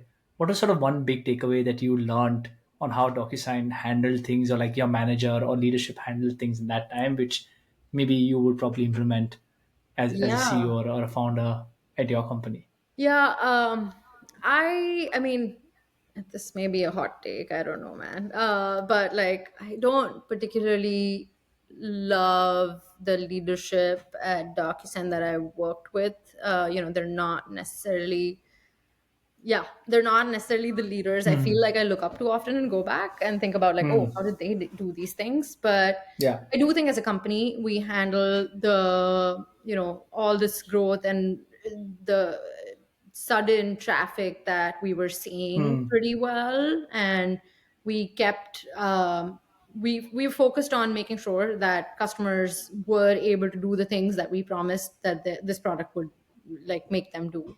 So I think Hmm. being able to jump on that quickly and shuffle resources around and say like, okay, drop everything, everybody like in the organization, in the engineering, product and design like teams, Hmm. everyone like stop what you're doing, just like focus Hmm. on how do we make sure that we're just like functioning, the product is on and people are Yeah. able to use it. What do we do? And I think that it was reactive, but it was pretty quick. It's in an ideal world, I wish like we had been like proactive about it and we'd like Yeah. anticipated that this would happen and like already Yeah. prepared for it. But I think like we did a Yeah. pretty good job. Yeah. Okay. So you were at DocuSign for about a year and a half, Ish. Yeah.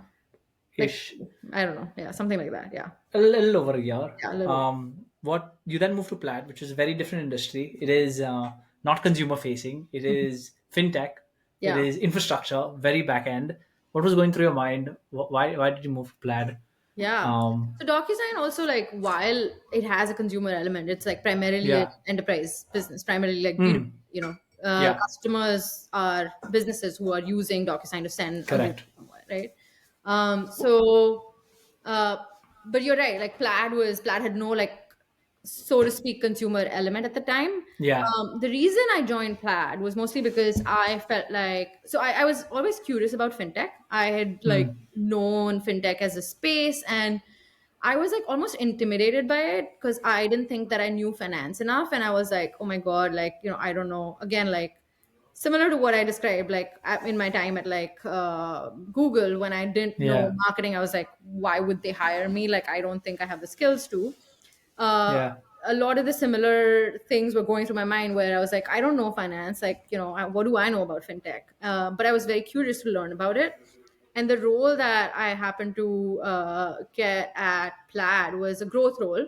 So I had a lot of like transferable skills because I knew growth Yeah. and I felt very Yeah. comfortable with it. And I was like, okay, I know what growth product work looks like. And Hmm. Plaid had been a very sales driven organization. It still is to a large Yeah. extent. They didn't have like a self serve motion, but they are like a developer company. And like, developers are like Don't marketing to like salespeople. developers and selling to developers is very different. Like they Yes. don't necessarily want to talk to people. If you have like Yeah. good documentation, they would much rather like use that. And Plaid Correct. started as much more of a developer, like individual developer like level company, and then of course like now it's become like a large and selling Yeah. into large enterprises and those things. So it was like a fun challenge. It was an Hmm. opportunity that I got to learn about an industry I was curious about, uh, Hmm. while keeping uh, like changing like one variable, keeping everything else the same about my role, for Hmm. example, and being able to like add value from day one and feeling like, okay, there's not going to be there's going to be a steep learning curve from the industry perspective, but like I'll know at Yeah. least like what my job is and I know I'm good at it, right? And so Yeah. that was good. And I also, the other thing was I had this like thesis of like specialized industries like fintech, which like you Yeah. need to have some sort of expertise, I feel, are going to become much and much harder to get into once more people have that skill, once more people have had that Yeah. experience, right? So the more evolved or mature like the industry becomes, there's more Hmm. people who've had experience of being in that Correct. industry, and so like it's going to become harder for you to like break into it.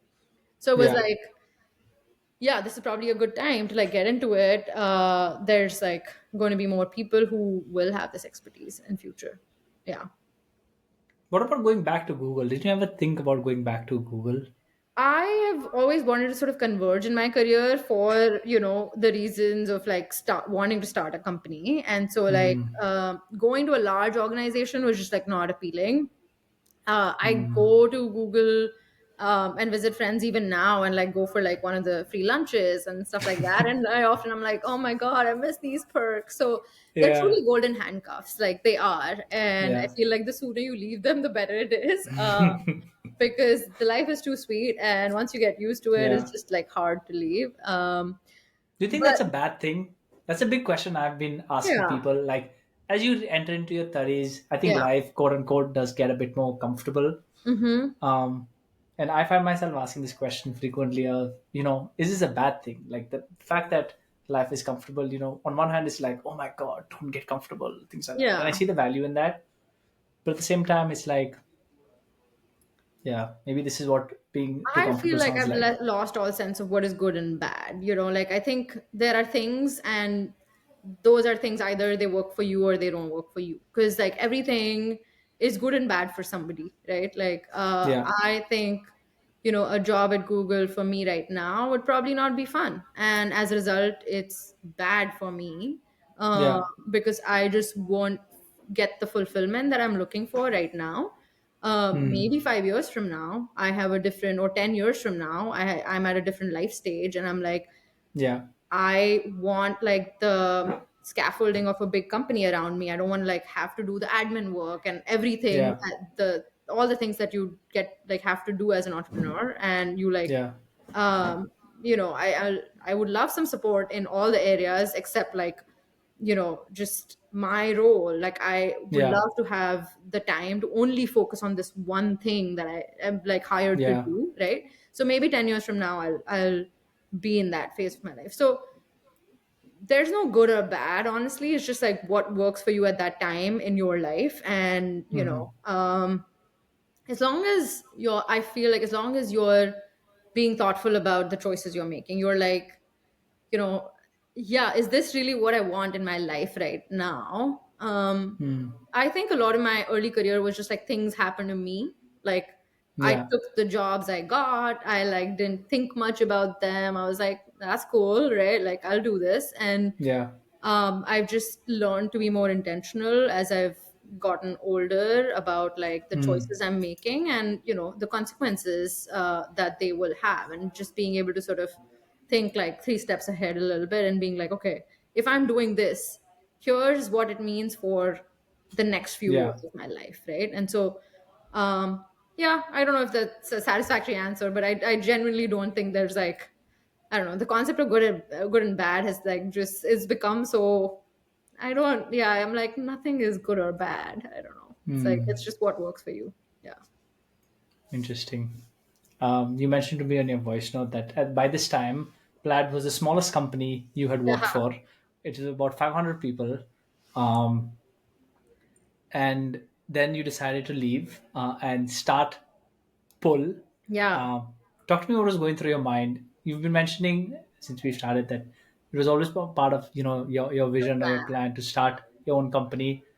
What was the final nail in the coffin for you to be like, okay, now's the time. Yeah. After business school, after Docusign, after Plaid, now is the time I'm going to do it. Like, Yeah. what was that final nail in the coffin?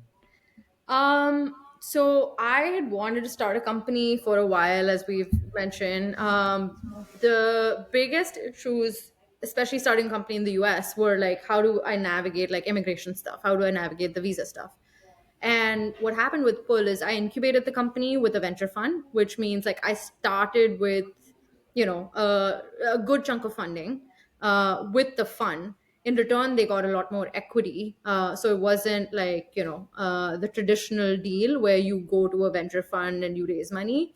Because I incubated Hmm. the company with them, I had the Okay.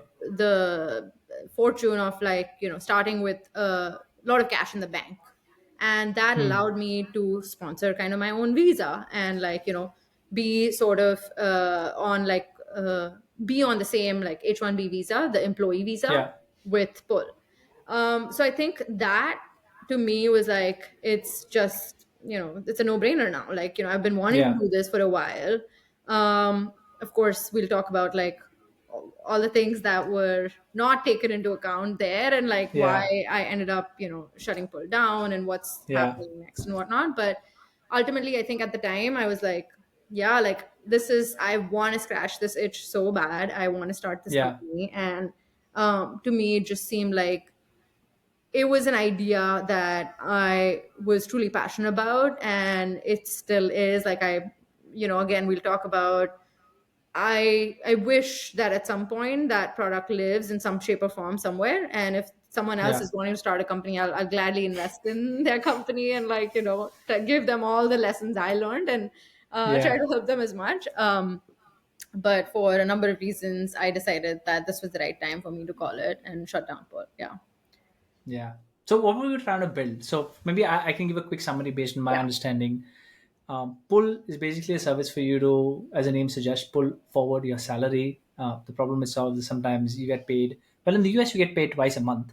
But say Mhm. the rest of the world, you get paid once a month. And, for maybe not a lot of people who listen to this pod, maybe, I don't know. But a lot of people live pretty much paycheck to paycheck. And sometimes they don't have access to fund money that they've earned.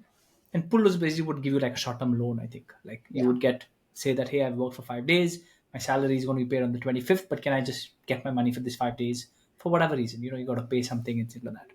So it was basically helping people get access to money they've earned. I think in Asia, this entire theme of early earned wage access (EWAs), I think, Yeah. has been a So, pretty large uh, theme here. yeah, a correction there. Like, Pull is Oh, actually correction. not earned wage access. There's a number of earned wage Oh, access companies in the US as well, and they've been, doing an incredible job. I have a lot of respect for companies like Earnin and, Daily Pay that have built this industry.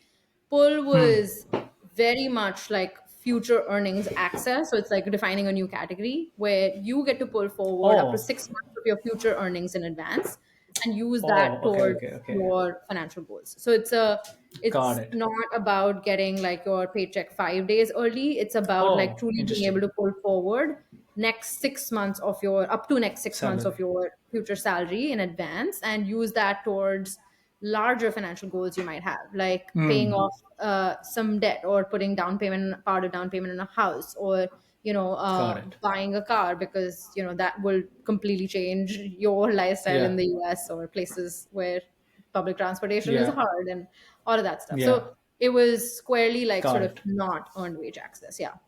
Got it. So, Yeah. okay, this is slightly bigger amounts, longer time periods, not on wage access. Yes. Why did you want to start this of everything you could do in the world? Yeah. So in my time at Plaid, obviously saw a bunch of different like Yeah. fintech companies building on top of it. Thought earned wage access was a pretty interesting way to like one basically like give people access to money that was theirs. And Yeah. um, thinking about like my own journey in the US, right? Like coming as an immigrant, you don't start with a credit history here. You don't have anything, and your credit history is like everything when it comes to like finances in the US. Hmm. Um, Credit is a And big, why is that case? yeah. Why is You that? Describe that to me. Yeah, so you take on debt for like almost any big purchase you're going to make. Your credit check is used to give you an apartment. So like your landlord would do a credit check on you when they first like are deciding between whether you can afford to pay rent on this Yeah. place or not. And so credit check is used for so many like fundamental things like Yeah. and like getting your first apartment is really hard here because you Yeah. don't have a credit history and you have to pay like, I guess there's like other companies, like there's a company called Guarantor or something that becomes the guarantor on your behalf and you pay them like 1 month of your rent or something like that. Like it's pretty ridiculous, I fear. um so there's like other ways companies have been trying to solve similar problems. But thinking about just like Hmm. my time here, I was like, yeah, like I remember the time when I didn't have a credit history here. And it took me just, it was so hard to get access to any credit products and a lot of other things that are related to your credit score. Yeah. And if we could come up with a new way of thinking about credit that, uh, takes into account other things about people's life that would determine their credit worthiness without this like Yeah. score on a scale of 0 to like 800, uh, Yeah. what would that be? And so that's how like part of this idea started. Like, how do you think about evaluating, assessing someone's credit worthiness without having their credit Mm. score, and thinking about their employment and their employability was like a really good proxy for how much money Mm. they could be making and what they could be worth. Of course, like, their spend habits and a lot of other things go into like how much they're able to save and whether they'll be able Yeah. to pay you back and how truly credit worthy they are. Like, there's lots of people who make like big Yeah. salaries and are, I would argue, are not Broke. credit worthy because they will not pay Yeah. you back. But it's a good proxy to start with, right? So that's kind of Yeah. how this whole idea started. And the persona initially was like, it's people who are six-figure earners who have like good jobs, are making good money, but don't have access to traditional credit, or Mm. won't be able to use traditional credit in for a number of reasons, whether they're an immigrant, they just haven't been able to build a credit history because they started too late or whatever. And so like Mm. that's kind of how it started. And then we realized that actually like early to mid career people were like, they wanted this product because more than Yeah. 50% six figure earners in America live paycheck to paycheck, which is like, every time I say that stat, Crazy. it's wild to me, but It's it wild. makes sense once you live here. Like, consumerism is in your face all the time. You're spending money all the time. And I think like just cost of living and inflation have been growing at a much faster pace than salaries have been growing at. So people's like earnings have just not been able to keep up with what the cost of living and inflation has been, the rise in that has been like.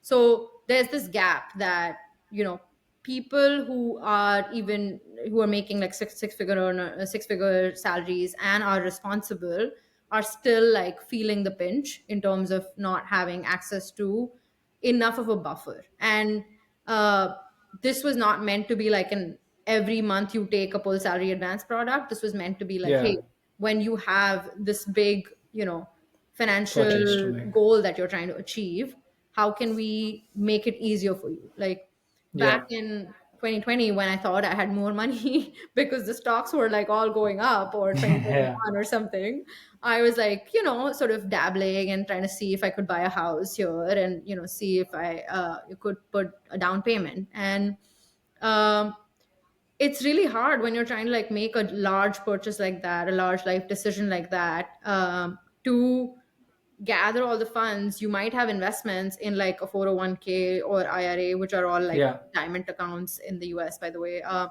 you Yeah. could have investments in stocks that you're not trying to liquidate, like, but you have those assets. So how do you, Yeah.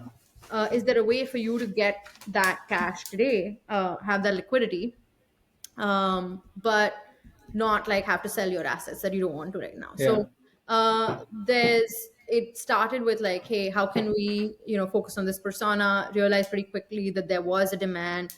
I from the beginning knew that we wanted to scale through employers, so our distribution was Yeah. going to be through employers, where we work with employers. Mm. They offer the financial wellness platform that we were building as a Yeah. benefit to their employees, which comes with all of your sort of personal financial management type features, Mm. going into more of like the wealth management side of things, because this was a high earner, or the category Yeah. we would call it Henry's, high earners, not rich yet.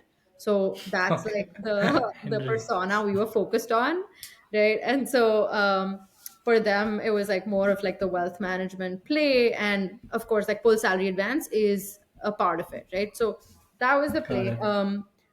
Sorry, I Lot have of to pause things. you. Yes, What is definition of rich in the US? definition of rich in the US.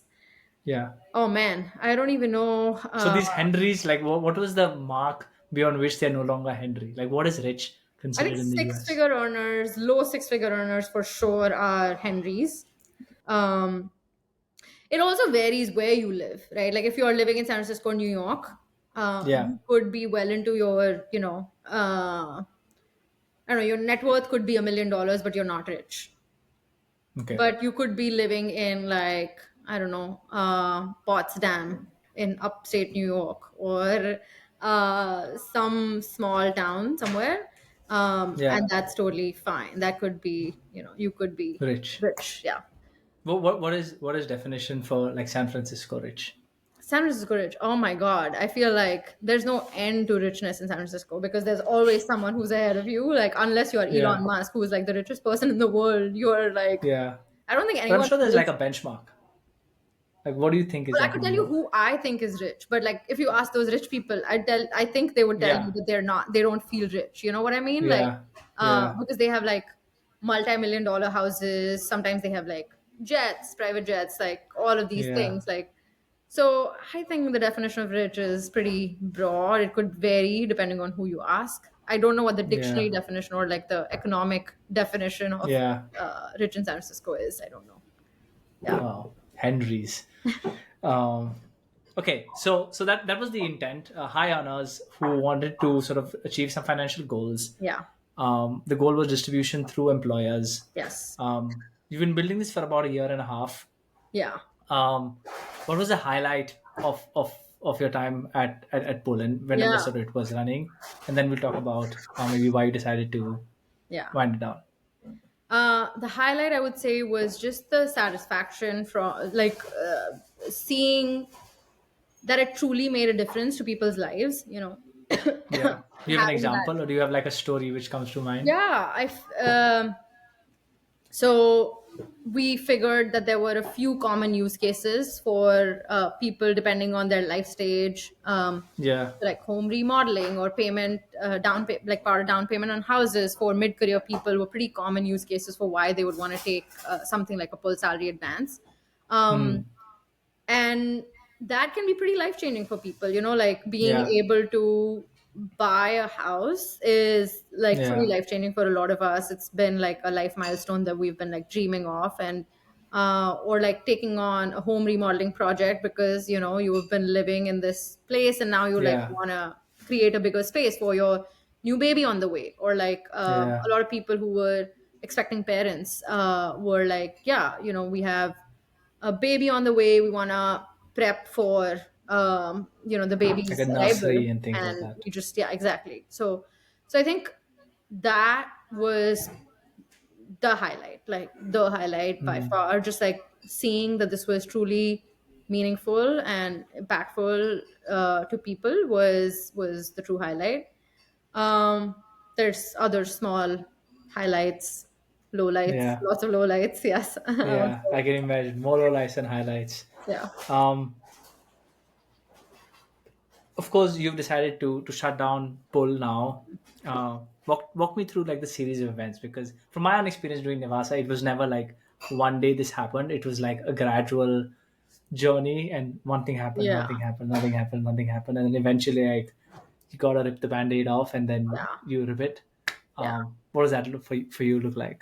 Yeah. So I'd say I mean, I've had some time to reflect on this, right? But I was talking to another Yeah, friend and they were like, um, it's been 3 years and we still reflect on a lot of the learnings. We like, it just comes to us. And I think that's going to be what it is like, yeah, where for months to come, there'll still be things which will come to me and be like, oh my God, yeah, like that's what we could have done better, or that's what we did wrong, or yeah, that's what we did right.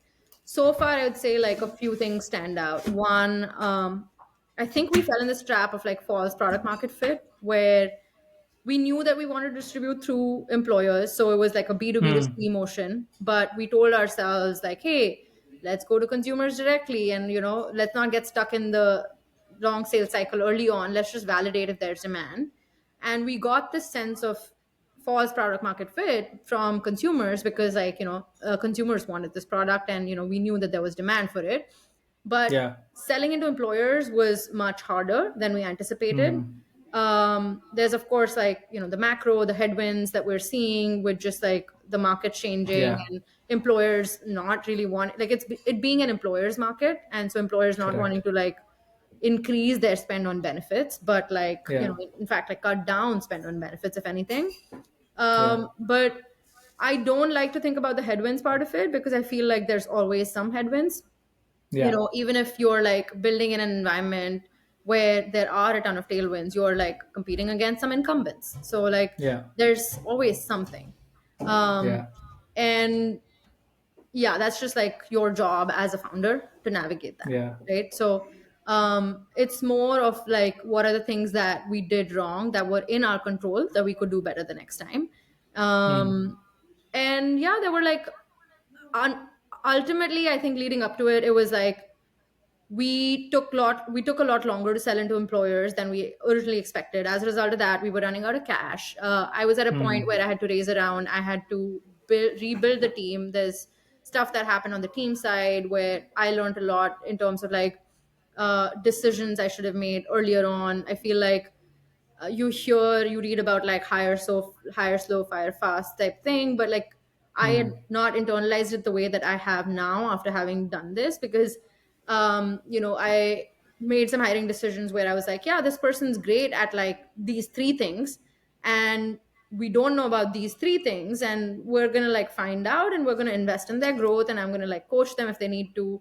But truly, like, as an early stage founder, you don't have the time. And especially I feel Hmm. like I was a solo founder. I had like a ton on my plate. I just didn't have the time to invest in someone's coaching and growth, to be honest. And that's like another lesson. Like, you have to hire like all around rock stars for an early stage Hmm. company. You cannot, I think, hire people who are good at their jobs, because their jobs are going to be constantly changing and evolving, and they Yeah. need to do a lot more than their jobs, like whatever the definition of their job is, right? Hmm. And I think taking too long to make that call is just, it's not the way to go about it. Like, you have to decide within the first like 2 to 3 months, like, is this working or not, right? Hmm. um yeah, so I would say, like,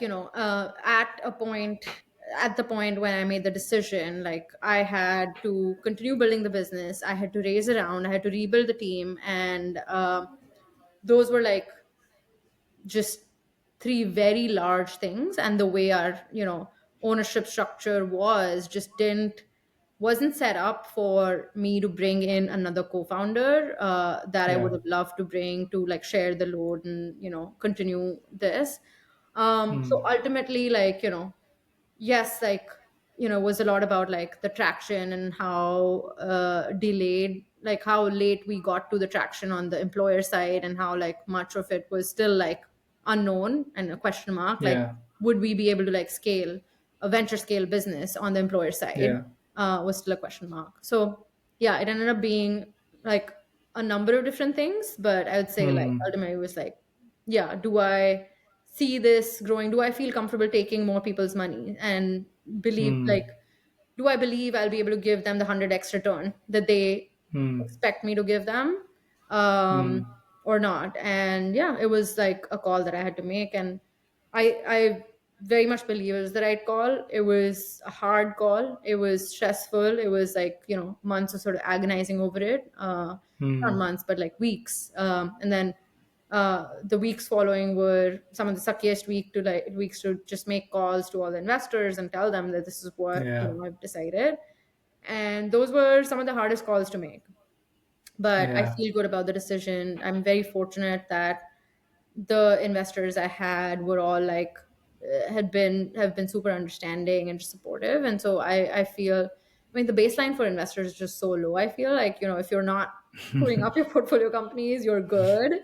And so I feel like Yeah. truly lucky to have like investors who've been like reaching out and are like, what do you want to do next? Like, what are you thinking about? How Yeah. can we help?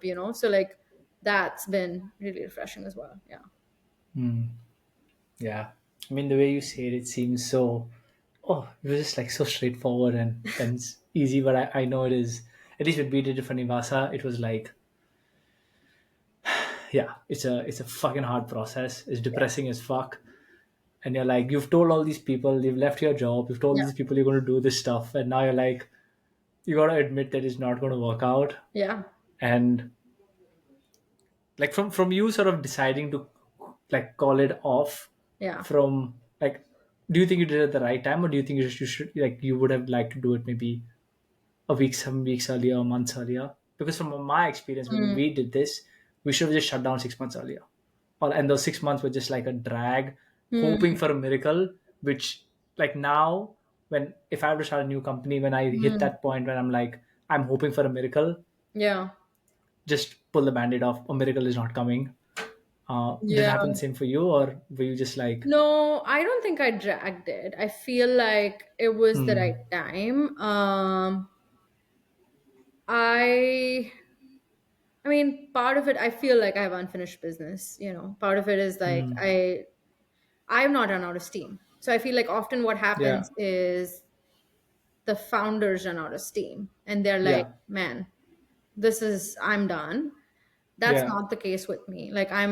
I hmm, feel like I've come out of it like with some battle scars or whatever, but like still pretty yeah, unscathed and, just feeling very optimistic about the future yeah, and um, not feeling like, oh, I'm never going to do this again. In fact, like hmm, I have thoughts on what I would like to do, and I still want to build. I still want to like start a company, and so I think yeah, um, I'm not feeling jaded from the process, which is what I've hmm, heard a lot of other friends yeah, describe their, uh, you know, end of the journey. yeah, Because I, yeah, yeah, I feel like I still, I could have gone on for longer. It yeah, wouldn't have been the right thing. If I'd taken 6 months more, I would have said the yeah, same thing as you. I feel like I would have said, yeah, yeah, like I think I dragged this on. It wasn't necessary. hmm, But I think it was the right call. It was hard because, it's for all the reasons you described. Like you make a commitment to yeah, yourself, you sort of and it's I didn't even think so much about like, oh, I've told the world. Like it's fine, honestly. Like yeah, I feel like another benefit of being in San Francisco, Silicon Valley, is like failures are meaningless in some ways. Like they don't really reflect poorly on you. If hmm, anything, they reflect well on you in some ways. Like you've done this once, you understand what's difficult, you now have more yeah, experience. um so I feel again like very fortunate to be in this place where it's not seen as like a reflection of your character, or like, oh my god, like you yeah, tried this, you failed, and now you're like a failure for the rest of your life. It's like you yeah, tried something super big and there was always a good chance that would not yeah, succeed, and the fact that you yeah, tried itself is huge. And I think yeah, that feeling is very helpful. hmm. Yeah, Yeah, it sounds like you took the call at the right time, I which think I so. can tell you most first time founders, I think, struggle with. Like when I speak to friends who are running companies and we are having this kind of conversation, I'm just like, don't get to a point where it was 6 months too late. Just, Yeah, you know what needs to be done, just do it. yeah, And it's absolutely fine. Um, I want to change tracks a little bit. And again, we can talk as much as you would like or as little as we like on this. Through this phase, you also went through some other pretty hard times, yeah, not professionally, but personally. I don't want to dwell too long on it, but I do want to know what was sort of your biggest sort of lesson and takeaway. yeah, It was probably in a horrible time, given sort of the global pandemic. It was just hard for yeah, everybody in general. yeah, But what was your sort of biggest takeaway or lesson you've learned from yeah. that period? Yeah, so for context for anyone listening, it's I went through. I basically ended my previous relationship in 2020. It was a long-term relationship. I'd been with my partner at the time for 10, 11 years. So it was like we'd sort of grown up together. Um, it was one of the hardest things, actually, like by far, I think the hardest thing that I've had to navigate, I would say. And Yeah, it was at, as you mentioned, not at a very good time. It was the yeah, start of the pandemic. I was living with a roommate who had just gotten married at the time, and her her newly married husband had just moved into the apartment with us, with the idea mm, that they would find another place, in a few weeks, and then the yeah, pandemic happened, and you know um, fun. it was all sorts of fun things, right? And so it was a really bad time for all of this. Yeah, But in terms of takeaways, again, I feel like there's so much. It's very hard for me to like synthesize and pick one right now. But I would say like yeah, knowing how resilient I can be was a big takeaway. Like you don't realize how much you can endure until you're like pushed to the limits of things physically, emotionally. And I feel like physically, I feel like I've done some intense workouts and things where I've like truly pushed the Yeah. limits, and I felt like, wow, I didn't think that was possible. Yeah. um Mentally or sort of, emotionally, I'd say this was like, it was testing the limits of how far I could go, and knowing that I could like endure that and be resilient through it was a big takeaway for me. So like, for anyone listening, I feel like, if you're going through hard times, just know that you can navigate it. There's it's going to suck. It's like likely it's going to feel like the worst thing in the world while you're navigating it, but um there's a lot more to life on the other side, and you'll get through it one way or another. And it's yeah, I think we are much more resilient than we give ourselves credit for, I think, until we're tested. I mean, during this period, were there things which like helped? Like, if people are going through challenging times, like what are things which like helped during that Yeah. phase? For me, I think having friends, family who had my back and who like, were there for me, would like, pick up the phone anytime I wanted to just call and like, break down on the phone. And being, so after this like roommate story that I was describing, I Yeah. ended up going to New York, in during the pandemic, flying to just sleep on a friend's couch for like 3 4 months, because I just wanted to be around somebody Mm. who I could be myself around without like having to think Yeah. about like, oh my God, like here's all the things I'm feeling, like how can I express Yeah. myself, and right.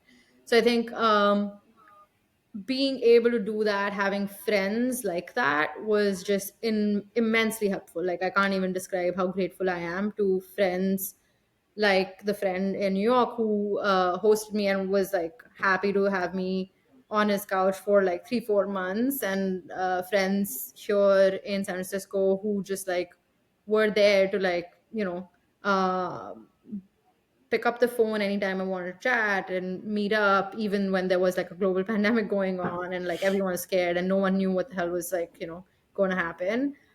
Yeah. Um, and my family that like just kept in touch with me throughout. Obviously, like, we couldn't visit each other because all of my family lives in India. But at the time, like, Yeah. even just making sure that we would like call each other like twice a day, like in the mornings and Mm. evenings, whatever time. And so having that was incredibly helpful. And I recently read a tweet.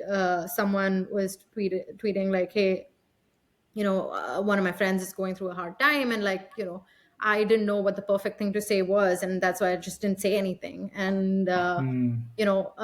then I realized that that's like the wrong thing to do or something like that. And I was like, this is absolutely the right advice. I feel like we have not been taught, most of us, I don't think, have been taught like how to deal with situations when Yeah. your friend's going through something tragic, or they're going through grief, they're going through loss. Yeah. And um what do you do? It's you, I think instantly you're like, I don't know what to do, like I want to be there for them, but I have no idea. And most often Yeah. the answer is just like, just show up, just be there. You don't Mm. need to know what the perfect thing to say is. You just need to be there, tell them that you're there. And if they need to open up, if they want to talk to you, if they want to talk to someone, just knowing that you're around is all that matters in that time. Mm. Yeah, so that's what Yeah. mattered for me anyways, and that's what helped me. Yeah. Yeah. That's good advice. I think like people like go through hard stuff, and on one side, like, and I think this is a lot from our parents, that they will try and come and solve the problem, Yeah. and they like tell you do this and do that, and you're like, no, I don't want you to solve the problem, right? Yeah. But on the other side, like the flip is that, like, people are going through hard times, and of course, everybody has the ups and downs, but you just don't know what to do. Like, Yeah. um, yeah. So I guess just, yeah, like at least just vocalizing to people that, hey, if you need me, I'm here, and Yeah. I don't know what you need, but Yeah, and yeah, recognizing that, look, I know you're going through a tough time, and yeah, I know that this is hard. I yeah, I can't imagine what you might be going through, because I have not experienced this thing or whatever. But like, Yeah. uh, if you need anything, I'm there. Yeah, exactly. Just like Yeah. saying that. Yeah. Well, that's another good takeaway from this conversation. Okay, we've been at this. What does the future for Chandrika look like? What stuff are you excited about? Ooh, What are you working on these days? And like, what are you looking forward for the next maybe like yeah. 6 months? Well, I wish I had a crystal ball and I could tell you what the future for Chandrika looks like, because I desperately want to know. But um, what I'm excited about, as I said, like I feel like I have unfinished business. I really want to continue Yeah, building. I'm jamming on a few ideas with a friend. One of the other takeaways was like, while I can be a solo founder and do this all over again, I would much rather yeah, do it with someone, and I would yeah, enjoy it a lot more if I shared this experience with somebody. So, yeah, working with a friend to figure out some ideas that we might be excited about. There are a few areas that we're going sort of deeper into, and it's still fuzzy what like this would look like, but we know that yeah, we're building something together. Yeah. yeah. So Awesome.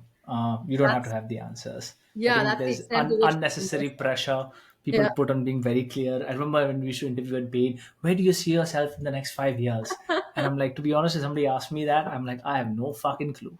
But I guess I'll figure out and I'll be standing on 2 feet.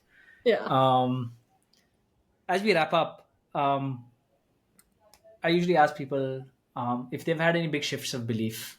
And by shift of belief, I mean something you believe very strongly as a 19-year-old Yeah. Chandrika, which you've taken like a 180-degree shift on Yeah. a decade later.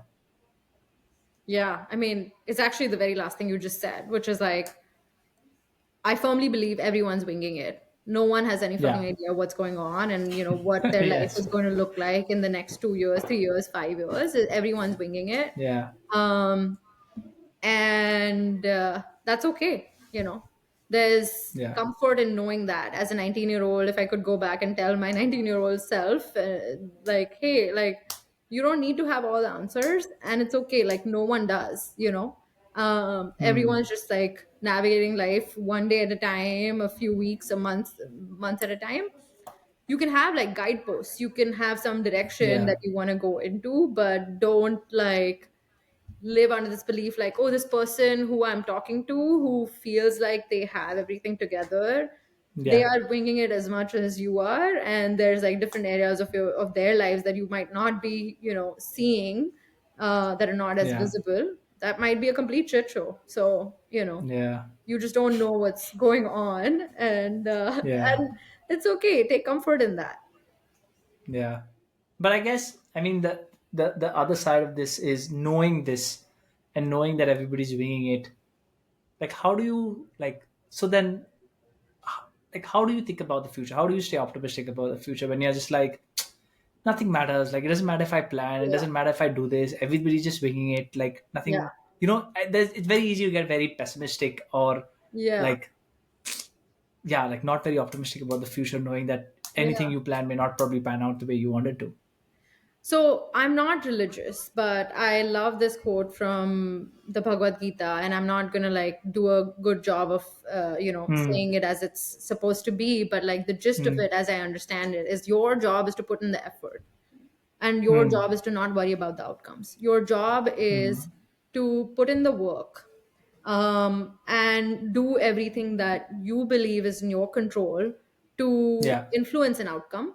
But that's all you can do. Yeah. You can only influence an outcome. You can't make it happen a certain way. Yeah. And if you feel that you've done everything in your capacity to influence the outcome that you wanted, that's all you could have asked for. And that's the satisfaction you should have. Um, so I like there's like versions of this that are like preparation meets luck Yeah. is Oh, yeah. like some, what I'm Correct. talking about, right? Like there's Yeah. versions of this which is like your job is to be prepared to make use of the opportunity when it arises. You cannot predict when it's going to arise or what shape or form it's going to, like, it may not look like the Yeah. opportunity you expected it to. It may look Yeah. very different, but your job is to just put in the effort and be prepared for when it does. And that's Hmm. all there is to it. Nice. Two pieces of advice you would have for 19-year-old Chandrika. You gave one, which Yeah. is don't worry about Yeah. stuff. Everybody is just winging it. Yeah. What's another piece of advice you would have for? Ah, I'm gonna lump a few. Be kind, and spend a lot of time with friends and family, and your parents especially. Like, it's it may not feel like that right now at the ripe age of 19, but you've very few, like, times and memories that you're going to create left with your parents. So make use of that. There's a really good article by Tim Urban, is it? Wait, but Yeah, why? You know what I'm yeah, talking about, right? Like, yeah. It's called the tail end, the I tail end, think. right? Yeah, beautiful So article. exactly. So I go back to that every once in a while and read it. And it's like, it's every time I read it, I think there's like something new I sort of think about and discover. And it's like very profound, I Yeah. feel. And yeah, so be kind. Everyone's like fighting some battle that you may not be Yeah. aware of. And yeah, spend time with family, friends, loved ones, any chance you get. Hmm. When are you seeing your family next? I hope to very soon, man. That's been a whole saga. Like, my parents' Yeah. visa issues. Oh shit. They don't have their visa for the US, so they can't come visit me. And I was going through my green card process, which is finally Yeah. over. I have the green card, woohoo! So that's like a Oh, big relief. congratulations. But that what that means is I can finally travel. Okay. I saw them in November of last year. I am hoping to see Hmm. them in the next couple of months. Actually, we're thinking about going to Europe, somewhere in Europe. Yeah, Nice. so hopefully that works out, and I'll see them. Yeah, maybe in France. Oh, nice. Okay. After all the quizzing I've done for you, Chandrika, we can wrap up. And you had to ask me one question. Ooh, So what do you have for me? yeah. Um, what are you looking forward to the most for the next, like, let's say, 6 months?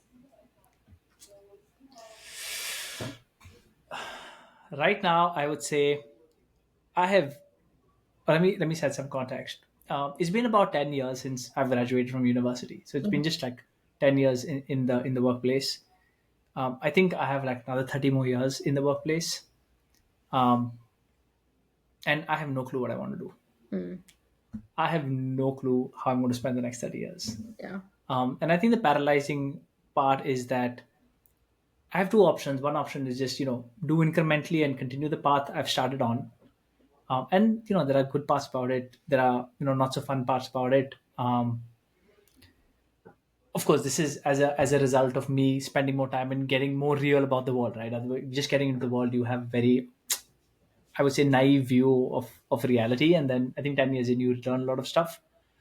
So that's one, or the second path where in life 10 years from now looks drastically different from where life is right now, right? It's just been 10 years. Like, it doesn't mean that the next 20 years need to be in fintech or in startups or in Singapore or anything, right? So I think that is sort of context. So for me, the only thing I'm looking forward over the next 6 months is hopefully to gain some clarity on what my next decade is going to be. Hmm. I've been pondering on this question for a while now. I think people who listen to this podcast probably have heard this a few times. But I think when I turned 30, and it's almost 2 years ago now, there was this big question of, yeah, my 20s were great. How do I want my 30s to look like, right? Hmm. And again, I think this question of, I would like to be more intentional. I think the 20s, I'm very happy sort of with where my 20s led to, but none of it was intentional. And if Hmm. it was like whatever came my way, I just took it, right? And then now, I don't know if that's a good thing or a bad thing, but as you said, maybe it's neither. I would like to be more intentional about stuff going forward, but then this big question of, okay, what is it you want to do, right? Yeah. So I think that's the big question I have on top of my mind, and hopefully, I think I'm doing some things which maybe help me answer that question over the next 6 months. Hmm. But yeah, I would say I think that's one thing I'm looking forward to, or one thing I would like to maybe get to the end of. Yeah. And I don't think I'll get the answer, but I think if I get enough inputs, or I get enough to be like, okay, like this is the next path I start walking down. Yeah. That would be something I'd be quite keen on. But Hmm. Are there specific things you're planning to do to help uh, get that clarity? well, making sure this podcast still happens twice a week Yeah. or twice a month is one of those things. I really enjoy podcasting, and I think there is a world wherein I do this much more. Not, I would say, seriously, but I pursue this more. Yeah. I don't know how I would earn money of this. I don't know if I really would like to do this. When your hobby becomes a job, it Yeah. changes a lot of things. So Yeah. I don't know if I want to change that. Yeah. But I think, like, the way I see this podcast is, when I die, this body of work would be something I'd be very proud of. Yeah. So then it's like, hey, if I really enjoy doing this, and I look at this as like part of my body of work, then maybe I should just spend more time doing it, and see where it goes. Right? Who knows where it would go? Yeah. So that's one thing I at least religiously try to keep up. um and then, yeah, just work wise, it's like, hey, just because I am doing what I'm doing right now, it's pretty random how I landed up here. Yeah. So maybe I can be a bit more random on on making decisions on what I want to do next. It may make no fucking sense, but, well, I don't know how I landed up here either. So so either, whether it being like maybe even trying to start up again, or working at like a super large organization, like there's Yeah. some things I'm dibbling and dabbling. Nice. But you'll surely hear updates on the pod Yes. as I time would progresses. love So to. stay tuned Yes. if you if you want to know I more. would love But to. that's roughly where things are. Got it. Okay, so I think with that we shall wrap up. This has been a super super fun conversation. Chandrika, if people want to keep up or get in touch, Yes. what is the best way they can do? Twitter, LinkedIn are Okay, the best places to get in touch with me, I would say. okay, So yes, that would be ideal. And this has been such a fun conversation, Ruben. I was yeah, able to also think about all these things in my life, and I don't think I've talked to anybody in detail about all these yeah, parts of my life that I've yeah. lived through in the last 10 years. So it's been fun. Thank you Hmm. for making me think about all this stuff and forcing me to give you one takeaway from all of these things Yeah, across different phases of my life. That was super, super fun. Yeah. yeah, I'm glad you enjoyed it. I think when I do this with more and more, one of the big reasons I do this is I feel it's like a fun experience for the guest, Yeah. and the fact that we can do this, or the podcast is sort of a way wherein you can go through this yourself. I think is super awesome. Yeah. But yeah, thanks for being so open and sharing all of this. It does Yeah. not just take me answering questions. It takes you, or just does not take me asking questions, but takes you answering them. That makes this all fun. And Yeah. yeah, you'll find all the handles and Chandrika's socials in the show notes. If you've enjoyed this conversation, consider leaving a review or subscribing to the podcast, or more importantly, just reaching out to Chandrika. I'm sure she'll Yeah. be happy to hear from you. And if anything resonated, do let her know. I think I hear from a lot of people who do this podcast that people really enjoy listening to these conversations, and then they reach out, and it really sort of, yeah, it's a nice thing, right? And people like it. So if you found something interesting or something resonated with you, consider dropping Chandrika a line. I'm sure she'll be happy. I would love that. Okay, and with that, we shall wrap up. We will be back maybe in about 2 weeks, hopefully, on the next episode. If there are people you would like to see on the podcast, you can find me on Instagram or on maybe Twitter. I don't know if I make that public. But thank you for tuning in. Hope you enjoyed this conversation. Chandrika, thanks again for making time. It's been a Thank blast. you for Yeah. having me, and it was super fun. And I hope the next conversation we have, Ruben, is not 10 years from Yes, I now. hope so. It's not 10 years from Yeah. now. Yeah. Well, there are so many people now who live in San Francisco that I think I Come know enough visit. people. Yeah. Yeah, I spoke to Nishtha like maybe like 2 3 weeks. Yeah, I No, not a heard few weeks, like a I month heard and a half parts of ago. her episode. Yeah. Yeah, Yeah. yeah. My God, that was a fun one. So yeah, I know at least two people now in San Francisco, Yes. and the homeless situation is not that bad. So Yeah. I can come. Yeah. Okay, I'm going to stop and we're going to go off the record.